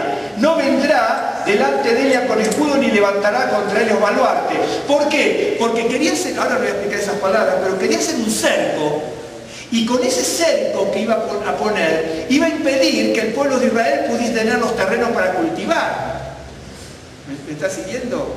Y entonces dice, este no va a entrar aquí, ni te va a atacar, ni va a poner baluarte, no hagas, pero no hagas paz con ellos, no sucumbas ante sus grandiosidades de que te va a ofrecer el oro y el moro, ¿no? Dice, pero ¿qué comemos si no tenemos ni preparado, no tenemos ahora con toda la invasión donde cosechamos? No se puede, pero la tierra va a dar los frutos, la tierra lo va a dar. Y después dice, bueno, vas a sembrar. Dice, entonces, ¿con qué comemos? Si sembramos y no tenemos lo que sobró. ¿Qué bárbaro? ¿Me está siguiendo? Bien. Entonces, para que usted vea esto, lo maravilloso de lo que es la historia del pueblo hebreo, volviendo a cómo lo que le pasó en el año 132-135, estaba cautivo por los romanos dentro de Israel, hay una tragedia tremenda, después se termina esa tragedia, se celebra ese momento histórico y luego ya viene la destrucción total hasta el año, el 5 de Iyar, ¿no es cierto? Y después el 14 de mayo de 1948 con la restauración del Estado de Israel. Bien, ok. Déjenme en este momento para que vean. Esto no es para hoy, así que me deja para este lado. Pero le voy a mostrar algo, ¿no es cierto?, de aquello a veces que, como resultado de esto, ustedes se acuerdan, no lo vamos a leer ahora, pero voy a volver al Salmo. ¿Se acuerdan que Ezequías, cuando se vio confrontado con todo esto, ¿no es cierto?, dice que lloró amargamente? Lloró. Y él lloró. Miren, es bien interesante,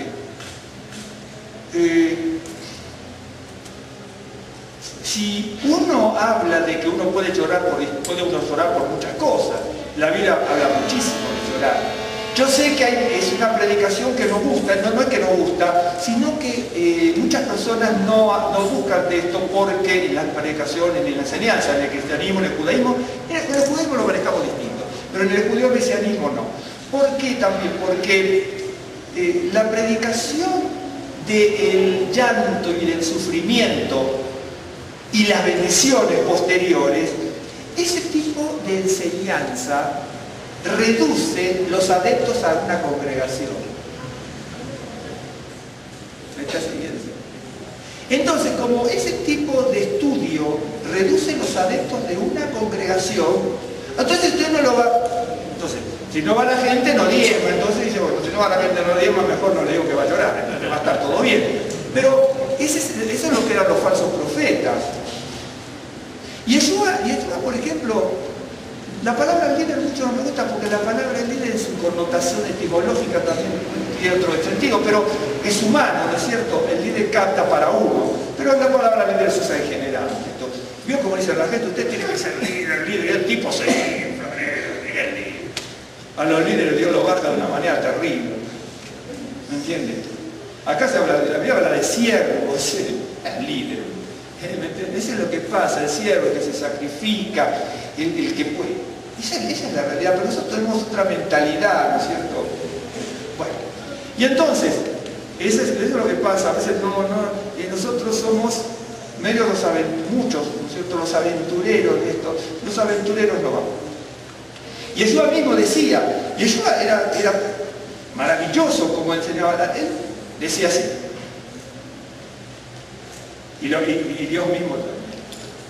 Yeshua decía, bueno, Señor, quiero seguirte. Mira que aquí esto es de sufrimiento y esto es de sacrificio. Esa es la realidad. Dice, Señor, que voy a seguirte, vende todo lo que tienes, sacrifícate. Y no, ya no. El tipo tenía dinero, y cuando le toca la bolsa, dice, me juego la vida, pero no el dinero. El tipo, claro, y es así. Ese es el mundo en el que vivimos. Y está en la Biblia, lo que pasa es que nosotros no lo vemos. Dice, Señor, te quiero seguirte. Mira que esto cuando uno va a la guerra, uno calcula lo que le va a pasar. Dice, mira que si uno va a continuar todo, tiene que saber todo lo que le va a costar. Dice, todo el que quiera seguir a Yeshua tiene que andar como él anduvo. ¿Cómo? En sufrimiento y en sacrificio. Porque esa es la realidad. Esa es la realidad. Entonces uno ve la escritura, pero Yeshua, a Yeshua, a la gente le gustaba cuando el Señor le daba todo. ¿Se acuerdan ustedes? Dice, a los discípulos se confundían también, era terrible. Cuando se acuerdan de la multiplicación de los panes y los peces, los discípulos dijeron, si usted lee, pero lo lee bien, en ese momento, cuando termina esos dos, los 4.000 y los 5.000, acuérdense, muy difícil entender eso, si usted no entiende el número 4, el 40, el 400 y el 4.000 en hebreo, el 5, el 50, el 500 y el 5.000. Si usted no entiende eso en hebreo, no va a entender jamás los pasajes, jamás. No. Puede sacar un sentido, pero no va a entender. De hecho que los discípulos no lo entendieron. Por eso después dice, ustedes no entendieron lo que significó la alimentación, ¿se acuerda usted? Y no lo explica el Señor se va para que usted y yo lo entendamos. No explica lo que significa, En la Biblia no está explicado eso. Eso hay que desentrañarlo por la revelación que le da con todo lo que sabe de usted de la Biblia y yo. ¿Sí? Es la realidad. Entonces, alimenta a los 4.000 y 5.000, lo dejamos ahí de historia, y entonces es maravilloso. Cuando empieza a sacar resultados es una maravilla entonces. Y entonces, en ese momento, cuando usted lee bien, se va a dar cuenta que los discípulos lo quieren levantar como rey. Pero no tenían la revelación. Y Yeshua les dice, vámonos. Pero Señor, todo el mundo está aquí, 4.000 y 5.000, enloquecidos. Este es el momento que forme. No lo dice, pero saque los resultados. Formes el gran poder, ejército, y vamos con multitudes a Jerusalén. Esa es la idea. Y entonces Yeshua les dice, y mira a los discípulos, le dice, vámonos, porque ellos vienen por los panes y los peces, pero no les interesa nada. Y a veces se va a las organizaciones, a las conferencias, a los ministerios, buscando los panes y los peces, los panes y los peces. Pero todo eso que deslumbra, no necesariamente. ¿Me está siguiendo? No necesariamente es. Por eso hay un espíritu de confusión, hay un espíritu de disfrazismo. Y no lo captamos. Por eso la Biblia es maravillosa. Le dice, ahora vamos a volver al Salmo, ¿no es cierto? Pero le dice, el Salmo está hablando de una situación que creo que corresponde a lo que acabamos de leer, ¿no es cierto? En la cautividad, ¿no es cierto? Pero no la cautividad de Babilonia, sino que el Señor nos vuelve de la cautividad, de la aflicción que estaban viviendo, ¿no es cierto? Y entonces, Ezequías en ese momento dice que llora, ¿no es cierto? Bien. Dice, los que sembraron con lágrimas, Salmo 126. Voy a volver al Salmo 126 ahora sí. Dice, los que sembraron con lágrimas, con regocijo segarán. Irán dando y llorando el que lleva la preciosa semilla. Acuérdense que Yemes Azará. Irán dando el que lleva arrastrando la semilla, o si usted lo toma como bolsa de la semilla, ¿no es cierto? O si usted lo toma, que irá arrastrando su ascendencia y su descendencia, mas volverá a venir con regocijos trayendo su gavilla, todo aquello que surgiera de la descendencia, pero no solamente de los granos, porque la palabra que significa semilla de grano para comer, es la misma que significa mis hijos, mis nietos, mi descendencia, o mis padres, mi ascendencia. Es la misma palabra en hebreo, es la misma palabra, Azará. Bien, la palabra Azará es eso, Hazará, Meshech Hazará, la bolsa de la semilla. Ok. Entonces, cuando esta gente que vuelve de la aflicción, tómelo cautividad como aflicción de esta situación que estaba pasando. Imagínese usted, como cuando llegaron aquí, ¿no es cierto?, los americanos, que llegaron hasta ahí, hasta Chapultepec, más o menos, ¿cierto? Ok, y entonces, imagínese, estaban metidos hasta aquí y todo el mundo rodeado. Yo imagino que mucha gente dice, bueno, esto se va a volver, me imagino, y la aflicción que habría, me imagino que habrá habido tragedias, torturas y un montón de cosas. Sennacherib había invadido, los asirios se caracterizaban, bueno, hoy la historia no cambia nunca, es la misma hoy, siempre va a ser así. Los asirios se caracterizaban por torturar en demasía. Y tenemos aquí a los asirios enfrente de Israel. Entonces, Ezequías sí llora amargamente, ¿no es cierto? Y Dios ve sus lágrimas. Entonces, el mensaje de la aflicción, cuando uno lee esto, el mensaje que es popular hoy, y hace muchos años también, el mensaje que es popular es de la prosperidad, de la riqueza, de que uno va a ser famoso, de tantas otras cosas. Todo eso a la gente le gusta, ¿no es cierto? Hoy también a la gente judía, a la gente cristiana, el judeo mesianismo les gusta todo ese tipo de cosas, ¿no es cierto? La prosperidad. Vamos a orar para ser prósperos. Incluso estaba escuchando el otro día un mensaje, yo que agarraba la cabeza, quería comer algo en la casa, hasta el micrófono que lo tenía. Entonces estaba escuchando y dice, la mujer cuando le toca el manto, ¿no? Yo escucho a veces lo que dicen los demás. Hay cosas maravillosas, pero algunas son desastrosas. Entonces dice, bueno, vio cuando una mujer va y va después justo para que le restituya todo, ¿ok? Después está la mujer que le toca el manto, ¿cierto? Entonces sí, pero usted no tiene que ser como esa mujer que le toca el manto, porque la otra que fue al juez, le restauraron y salió rica. La mujer que le tocó el manto salió sanada pero pobre. Lo que escuché esta semana, eso es un manoseo burdo, denigrante, bajo de las escrituras para atraer a la gente a que le dé dinero. ¿Me entiende? Ese tipo de cosas son la blasfemia, ¿me entiende? Entonces yo escuchaba y digo, ¿cómo puede ser? Y yo lo veía, ¿no? Lo veía. Y entonces el otro día también estaba escuchando, ha tenido un programa con Rosa, era de media hora, y entonces iban a hablar de la palabra, vamos a ver qué pasa. La media hora, así como, no se habló de la palabra, la media hora se habló del viaje que van a hacer Israel para que le dé adeptos al viaje a Israel. Y entonces, ¿saben lo que es? Ahora, usted, que usted quiere quiere regalarle a su madre y a su padre en su aniversario, como ya antes que se muera, ¿no? El viaje a Israel. Digo, qué bárbaro. ¡Qué bárbaros! ¡Qué bárbaros! Es una forma del manoseo. Y obviamente se hablaron del viaje a Israel. Bien. Yo le voy a nombrar, los nombres se los muestro después del estudio.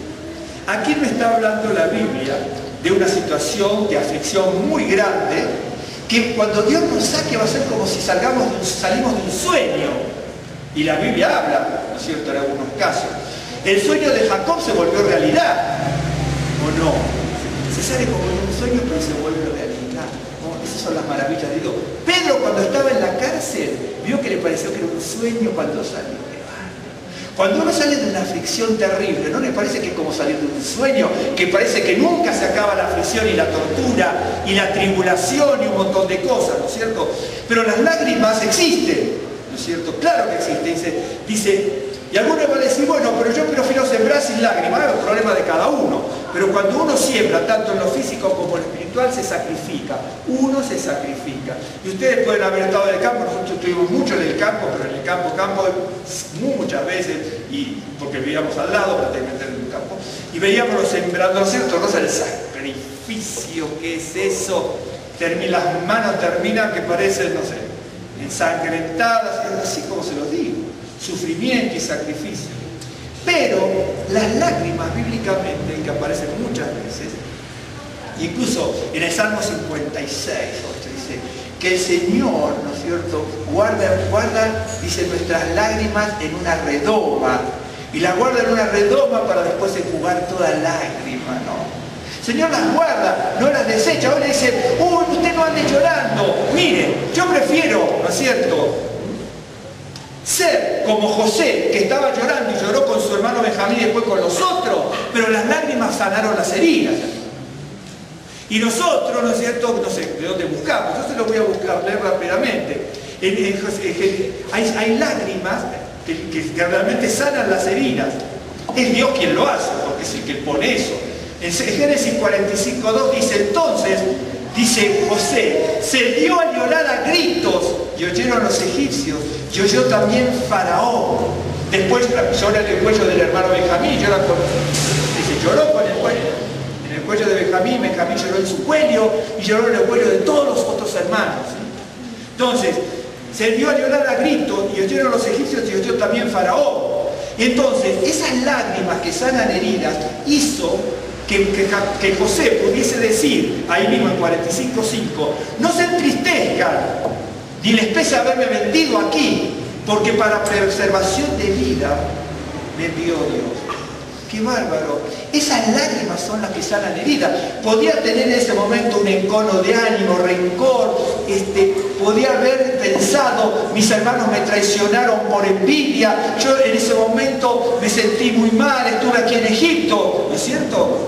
Pero en ese momento Dios pone heridas que el llanto lo pone José, llanto que sanan las heridas. Hoy, por ejemplo, el llanto que sana, el llanto no es una buena predicación, ¿no? Porque dicen, usted no tiene por qué llorar porque el Señor ya pasó todo por usted. ¿Me está siguiendo? Y entonces, hay las lágrimas sí, o este llanto y las lágrimas que sanan heridas. Miren, y ahora se los voy a mostrar. Hay lágrimas y llantos que tocan el corazón de Dios y cambian las cosas. Lo voy a leer rápidamente desde aquí, en Isaías 38, 1, 2, 3, 4, 5. Dice, Isaías 38. El rey Ezequías enfermó de muerte. Entonces volvió Ezequías su rostro a la pared e hizo oración a Adonai. Y lloró Ezequías con gran lloro. Y vino palabra a Isaías diciendo, he oído tu oración y he visto tus lágrimas. He aquí se han añadido 15 años. Quiere decir que ese lloro, esa aflicción, ese llanto, ese dolor que tenía Ezequías se lo transmitió a Dios y lloró con amargo llanto, ¿no es cierto? Isaías le dice, no te preocupes Ezequías, Dios vio tu aflicción, tu oración y tu llanto, tus lágrimas, y se te añadieron 15 años. Hoy dicen, bueno, usted no llore por tal cosa. ¿No es cierto? Como si fuera pues, llorones. Pero la Biblia habla otra cosa. Si Dios va a enjugar toda lágrima, porque lo dice el nuevo pacto, es porque hay llanto y lágrima. Si se enjuga toda lágrima, parece no. Dios tiene guardada en la redoma, ¿no es cierto?, todo, las lágrimas, y como dice, y ahí mismo dice, y están escritas en un libro. Después cuando va a Malaquías 3:16, dice que todo lo tiene registrado en un libro. Si lo tienen todo registrado en un libro, y el Salmo 56 también me dice que lo tiene registrado en un libro, pero que guarda mis lágrimas en una redoma, las lágrimas que están en la redoma del Señor están registradas en un libro. Y Malaquías dice que eso Dios lo va a tener en cuenta en el final de los tiempos también. Entonces, hoy, si usted transmite mensajes de este tipo, donde hay a veces sufrimientos, ¿no es cierto?, pues no cae muy bien porque se van los adeptos, la verdad. Pero a la gente hay que decirle la verdad. Si yo le dije a usted, mire, de aquí hasta el último día de su vida usted no va a padecer ninguna aflicción, yo no tengo ninguna garantía para decirle eso. Es que no tengo garantías para decirle eso. Si Yeshua mismo dice, Señor, bueno, vamos a seguirte, mire, que a mí me hicieron tal cosa, a ustedes le van a hacer peor, porque el discípulo no es mayor que su Señor. Entonces dice, no se preocupen lo que van a decir cuando vayan delante de ellos, los lleven preso. Quiere decir que va a haber aflicción, o para algunos, para otros no. Es decir, hay cosas maravillosas y de esperanza, pero también cómo nosotros vamos a ver ciertas cosas si no pasamos por ciertas aflicciones también en esta vida. Y entonces, las lágrimas que sanan heridas son las lágrimas de José, por ejemplo. Las lágrimas que tocan el corazón de Dios son las lágrimas de aflicción, ¿no es cierto?, por la situación que estaba pasando y se le alargaron la vida. Un ejemplo, Yeshua, Mateo 26:75. Pedro le dijo a Yeshua, Señor, dice, yo no te voy a negar, y aunque yo te niegue, yo no te voy a negar. Se había ensoberbecido y le dice, mira, antes que el gallo cante 3 veces me negarás, ¿sí? Le niega. Cuidado que el canto del gallo no es canto del gallo de un animal, Canto del gallo no es canto del gallo. El gallo es la trompeta que se llamaba el gallo que tocaba en determinadas horas. Entonces, en determinadas horas se tocaba una trompeta que tiene ese nombre, el canto del gallo, ¿me está siguiendo? Pero no es que cantaba un animalito el gallo, no. Son todas las expresiones bien claras. Si usted no se estudia el Antiguo Testamento, es una maravilla. Entonces, antes que cante el gallo, dice, bueno, está claro, la vieja a la mañana cantan los gallos, entonces por eso a veces decimos el canto del gallo, pero esa era la trompeta que tocaban los romanos, y tenía, no me acuerdo el nombre ahora, pero después se lo voy a recordar si no lo voy a buscar en la casa. Entonces, el canto del gallo dice, antes que cante el gallo 3 veces me vas a negar, ¿no es cierto? Y entonces se cumplió, entonces, porque estaban tocando determinados trinos, ¿no es cierto?, y determinados ecos, se hacía eco, y entonces lo negó. Y entonces, Pedro, saliendo afuera, lloró amargamente, ¿sí? Pero son lágrimas, ¿no es cierto?, de arrepentimiento, que son lágrimas que purifican. Tenemos lágrimas que sanan todo propuesto por Dios y proporcionado por Dios. Lágrimas que sanan heridas, lágrimas, aquí de Ezequías, que tocan el corazón de Dios, lágrimas que purifican, restauran y que además facilitan la oración. Porque a veces si no tenemos lágrimas no se facilita la oración, hermano. Porque la congregación, de hecho que en la congregación sinagoga, Keilah, siempre decimos Keilah, en la Keilah sinagoga, yo puedo ser sefardita, pero está la liturgia, el servicio, el rito, el símbolo y un montón de cosas. Pero todo eso no hace, todo eso son símbolos que elevan hacia lo espiritual. Pero si usted va a una congregación porque se hace esto, porque se hace al otro, porque aquello, es lo mismo que la nada. ¿Me entiende? O dice, porque en tal lugar hacen tal cosa. Pero es buena hora acá, ¿me entiende? Acá hacemos de otra manera, en otro lugar hace otro. Pero eso no hace la salvación, ni siquiera la vida espiritual. Porque el símbolo es el símbolo. ¿Me entiende? El símbolo, todo símbolo, todo símbolo, sea físico como esto, gestual, hay símbolos que son gestuales, hay símbolos que son con expresiones, son símbolos. ¿Sí? Todo eso hace que uno lo eleve espiritualmente. Pero si el símbolo, en vez de elevarlo espiritualmente, ¿no es cierto?, lo hace engreído y soberbio, entonces va hacia abajo. Esa es la realidad. Esa es la realidad. Por eso le dice aquí, ¿no es cierto? Andará llorando el que lleva la preciosa semilla. Pero entonces dice, ¿por qué? Si va a andar llorando, se nota que alguien va a ir llorando. En el mundo, este es un mundo de sufrimiento a veces, desgraciadamente. Y tenemos que estar apercibidos. Por eso en un momento... No me acuerdo ahora.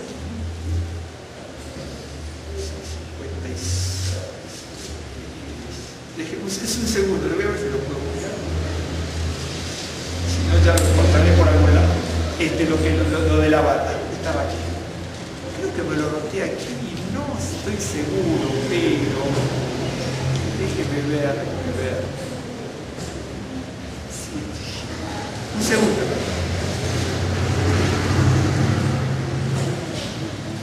Era otro salmo, no importa. Dice, en el Salmo 125 dice, no reposará la vara de la impiedad sobre la heredad de los justos. ¡Qué bárbaro! Y ahora vuelvo con los llantos y ya después terminamos. Dice, no reposará la vara de la impiedad sobre la heredad de los justos. La vara es el lleve, la heredad es goral. La palabra goral, que también significa suerte, destino, herencia, aparece en Josué y aparece en Números cuando se divide la tierra, era el goral, se dividía la tierra por el goral, la suerte es el destino. Y entonces, la vara de la impiedad, en realidad la vara de la impiedad es para que Dios castigue a los impíos, pero a veces,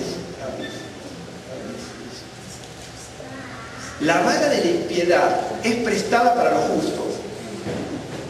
¿Me está siguiendo? Porque el lleve, ¿no es cierto?, de impiedad, la oportunidad de explicar todas las explicaciones. Porque hay varias palabras para maramate, lleve, etc. Pero cada una tiene su significado. Eso es lo mismo cuando decimos Shir Tejá o Millal Tejá, tu vara y tu callado me infundir aliento. Bueno, esa es la palabra lleve.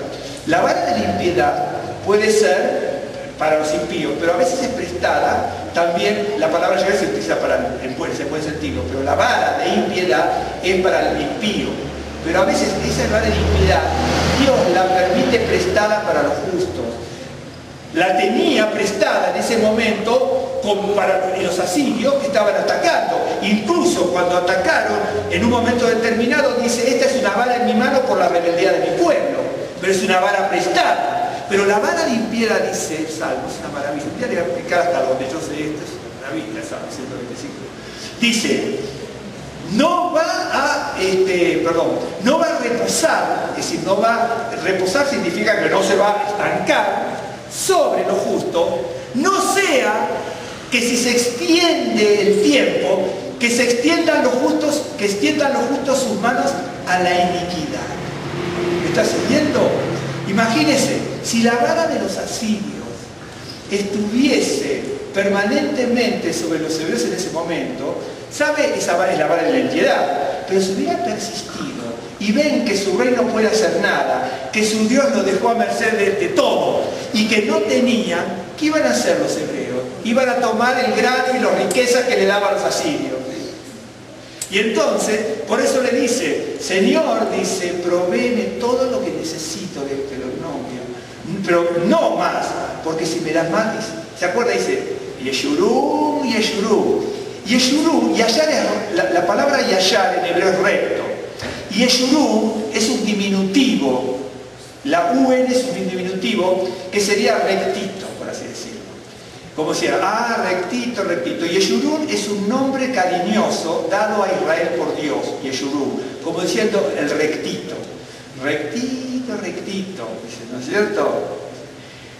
Cuando ¿se acuerda? Cuando entres a la tierra, ¿no es cierto?, y Dios te engrandezca con todo, no te ensoberbezcas y no te apartes. ¿Por qué dice Dios? Y porque Dios nos conoce, le conocí a Israel, le conoce a usted, me conoce a mí. Empezamos a tener, imagínese, usted ha trabajado en muchas empresas, yo también. Yo en un momento también fui encargado, era muy jovencito, tenía 23 años y era encargado de una parte de contaduría. Entonces dice, ¿cómo? Bueno, porque yo trabajo en contabilidad desde los 13 años. Yo trabajo desde los 13 años, así como se lo digo. Desde los 13 años empecé a trabajar en contabilidad en un negocio muy grande en Buenos Aires. Hice toda mi secundaria y la prepa de noche prácticamente para poder trabajar. Y entonces yo trabajo de muy jovencito, ¿no es cierto? En todo de la contabilidad. Y cuando yo entré en la empresa, tenía 23 años recién cumpliditos, y me dieron como encargado, por supuesto que no me la... pero no lo hice con nadie. Tenía, no que le parezca mentira, personas a mi cargo. Tenía 5 personas a mi cargo y 2 cadetes. Estos son los chicos que llevan papeles. Con 23 años. En un momento determinado por adentro, me estaba agrandado como que no sé qué. Claro, delante de los demás no, porque íbamos a jugar al fútbol y comíamos siempre juntos y todo. Pero por adentro estaba, claro, 23 años, digo, tú me decían, ¿tú sabes hacer esto? Sí. Yo siempre decía que sí, después si yo lo sabía todo. Y entonces ya aprendí. Y entonces, pero sí sabía hacer eso. De los 3 años trabajé ininterrumpidamente en contabilidad. Y entonces, ¿me entiendes? Y entonces, a uno le dan un cargo, ¿no es cierto? Y uno se enorgullece. Bueno, y entonces también pasa dentro de lo que somos nosotros, ¿no es cierto? En las congregaciones y todo. Y entonces Dios le dice a Israel, dice, cuidado cuando entres en la tierra y Dios te provea de todo, porque no te enorgullezcas y te ensoberbezcas y te apartes del Señor. Y después se lo dice el afirmativo, te enorgullecerás y te apartarás del Señor. Porque Dios sabe la condición de soberbia, de vanidad. El Señor nos da y usted dice, a mí no me va a pasar, y a Israel le pasó. Entonces trate de no estar muy convencido, hermano, de que a usted no le va a pasar, porque sí le puede pasar. Mejor estar precavido de que nos puede pasar. ¿Entiendes? Y entonces, volviendo a esto, habíamos salido del lago Omer con la tragedia que pasó. Israel pasó muchas tragedias y todas tienen una gran victoria de parte del Señor. Y entonces muchas tienen un rasgo de las lágrimas, ¿no es cierto? Andará llorando el que lleva la preciosa semilla, pero volverá alegre cantando, llevando sus gavillas. Nosotros queremos llevar la gavilla alegre cantando, pero nadie quiere sacrificarse. ¿A qué decir llorar a lo mejor de estas lágrimas? Aunque la palabra simple es la palabra lágrima también allí, ¿no es cierto? ¿Okay? El llanto, lágrima y lloro, que son a veces distintas palabras en hebreo, pero son esas. Y nosotros no queremos el sacrificio. Y entonces, cuando yo veo la Biblia, estoy tomando algunos, veo lágrimas que sanan heridas, lágrimas que tocan el corazón, lágrimas que purifican y restauran, lágrimas, por ejemplo, como en Nehemías 1 y 4, cuando oí, Nehemías 1 y 4, cuando oí estas cosas que vio Jerusalén desangrada, me senté y lloré e hice duelo por algunos días, ayuné, oré delante del Dios de los cielos. ¡Qué bárbaro! Ayunó, oró, hizo duelo y lloró, dice, ¿sí? Cuando usted sigue leyendo, todo eso, esa actitud le facilitó todos los medios para restaurar los muros de Jerusalén. Entonces, en este mundo en que vivimos hoy, a veces la predicación, la enseñanza puede ser muy intelectual, a otras enseñanzas puede ser muy esperanzadoras de que vamos a tener, poseer, adquirir, vamos a estar enriquecidos, fortalecidos, reconocidos y renombrados, usted va a ser exaltado y líder, y ¿qué hermano? Baje un poco. Claro. Por favor, no es así. Porque todos los que veo aquí que lloran, son los que lloran con lágrimas amargamente, porque sufrieron pero sanan heridas. Otros están sufriendo, lloran y Dios les prolonga la vida. Otros están sufriendo por la angustia de su pueblo, lloran y se le dan los medios para que restaure. Nosotros queremos que se sanen las heridas, tocar el corazón de Dios, que se nos den todos los medios, que vengan sin nada. ¿Me está siguiendo? Por ejemplo, le digo rápidamente, cuando uno actúa de esa manera, aunque Noé no lloró, todos estos van levantando el altar, y cuando uno ora, levanta el altar. Entonces cuando uno ve la Biblia y estudia la historia de Noé, es una maravilla. 8:21 de Noé, de Génesis.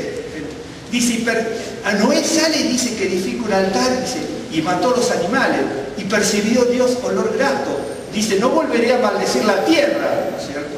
Mientras la tierra permanezca no cesará la sementera, la siega, el frío, el calor, el verano, el invierno, de día y noche. Y después dice, bueno, el corazón del hombre está, ¿cierto?, dedicado al mal. Pero fíjese por qué digo esto. Porque Noé, cuyo nombre significa, ¿no es cierto?, aquel que nos va a traer el consuelo, porque Noah significa consuelo. De hecho, que la historia hay que entenderla, esa parte, hay que entenderla. Cuando va a salir del arca, bien, escuche, cuando uno sale del arca, ¿Qué hubiera hecho usted y yo? Si salgo del arca, digo, bueno, a ver cómo está mi familia. ¿Qué os diría? Usted me diría, no, yo me hubiera dedicado al Dios, no se la creo. Entonces, ¿yo qué hubiera hecho por usted? A ver cómo está mi familia, cómo están mis hijos, a ver cuántos animalitos sobrevivieron. Bueno, acá se inundó todo, a ver cómo hago para alimentar todos los animales que van a salir, ¿no? Eso es lo que haríamos, ¿no? Bueno, vamos a hacer un inventario de lo que entramos, de lo que sacamos, y aquí, eso haríamos nosotros, ¿no? Pero Noé sale y lo primero que hace es edifica un altar al Señor. Después comete un error, no importa, pero eso es la historia suya y mía y la de Noé, y la de porque también hacemos nosotros. De repente usted va a una congregación, ¿no es cierto?, alaba al Señor y sale y está criticando a todo el mundo. Entonces, no, ¿me entienden? Es así. Entonces, pero Dios lo tiene en cuenta, nosotros creemos que Dios no los tiene en cuenta. Y Noé, ¿no es cierto?, esa actitud de Noé, como hicieron los otros que oraban y edificaban altares, lo capacitan para reiniciar una nueva vida. Pero si él hubiera hecho un inventario, no estaba capacitado. Si él dice, a ver cómo está mi familia, cómo está esto, cómo está aquello, cómo está lo otro, no está capacitado. Un ejemplo, ¿no es cierto? Pero tomo un caso más y ya terminamos con esto. En el caso de Job 16:20 dice, mas ante Dios derramaré mis lágrimas. Nosotros queremos la restauración del doble de lo que tenemos sin hacer ningún tipo de sacrificio. ¿Me está siguiendo? Pero Job dice, delante de Dios te derramaré mis lágrimas. Usted dice, bueno, yo sé que hay prédicas que dicen, mire hermano, hermana, dice, Dios le va a restaurar todo, el doble, ¿no es cierto? Como Job, porque mire como Job le dio el doble, a usted le va a dar el doble y mucho más, por esto, por aquello y por lo otro. ¿Me está siguiendo? Pero aquí dice que Job derramó sus lágrimas delante del Señor. Eso es lo que pasa. Por eso, a veces cuando nosotros hablamos, ¿no es cierto?, de sufrimiento, cuando hablamos de sacrificio, a veces lo vemos como que no está bien. Pero cuando yo leo en la Escritura los sufrimientos que pasa Israel, las lágrimas que derramaron los siervos que fueron, David también, aunque no creo que David, no sé si habla de lágrimas o de sufrimiento, sí, porque ahí son distintas palabras en hebreo, tiene grandes aflicciones y derraman su alma delante del Señor y son restaurados. Yo sé que yo he escuchado muchísimas prédicas y he leído mucho de Job y algunas cosas muy interesantes, pero otras cosas que no. Dice, fíjese que Job fue restaurado y le digo, sí, pero Job, usted no quiere pasar lo que pasó Job. Nosotros queremos agarrar el capítulo 42, que sea todo para nosotros, pero el hombre se aguantó 41. Claro, nosotros queremos agarrar el resultado del capítulo 42. Entonces, por eso, y ya terminamos y os agradezco el tiempo, ¿me está siguiendo, hermano? Dice, la Biblia dice, ¿no es cierto?, que cuando el Señor decide volver la cautividad, cuando me saque de la aflicción, del sufrimiento, de la agonía, de la tristeza, de la duda, del dolor por lo que fuese, ¿no es cierto?, bueno, va a ser, ¿no es cierto?, como si yo estoy sembrando con lágrimas, pero voy a recoger con alegría. Pero no dude, no tenga miedo de decir, yo la verdad, pues ya tengo mis años en esto del camino del Señor, a lo mejor mucho menos que ustedes seguramente, pero he aprendido algo, que no me dejo condicionar por todo lo que me diga fulano, mengano, sultano y peregrino. Cuando la cosa viene del Señor, enhorabuena, pero no, porque no, pero no tiene que llorar, no tiene que estar triste, no tiene que aquejar el otro, no haga ningún tipo de cosa porque todo ya el sacrificio lo hizo el Señor. ¿Me está siguiendo? Sin embargo, cuando yo veo las lágrimas de José, las lágrimas de Pedro por haber defraudado al Señor, las lágrimas de Ezequías, las lágrimas de Nehemías, las lágrimas que aparecen por varios, ¿no es cierto?, fueron mis lágrimas el pan de día y de noche, Salmo 42. Todos se burlan de mí, entonces lo que como es un pan de lágrimas. Y esa persona es restaurada, una maravilla. ¿Me está siguiendo? Una maravilla. Vamos a hacer una oración y en esta oración vamos a incluir eran dos cosas que dije. La sí me acuerdo. ¿Y la otra? Venimos. Bien. Vamos a incluir a Lace, que bueno, se va a Israel. Lace,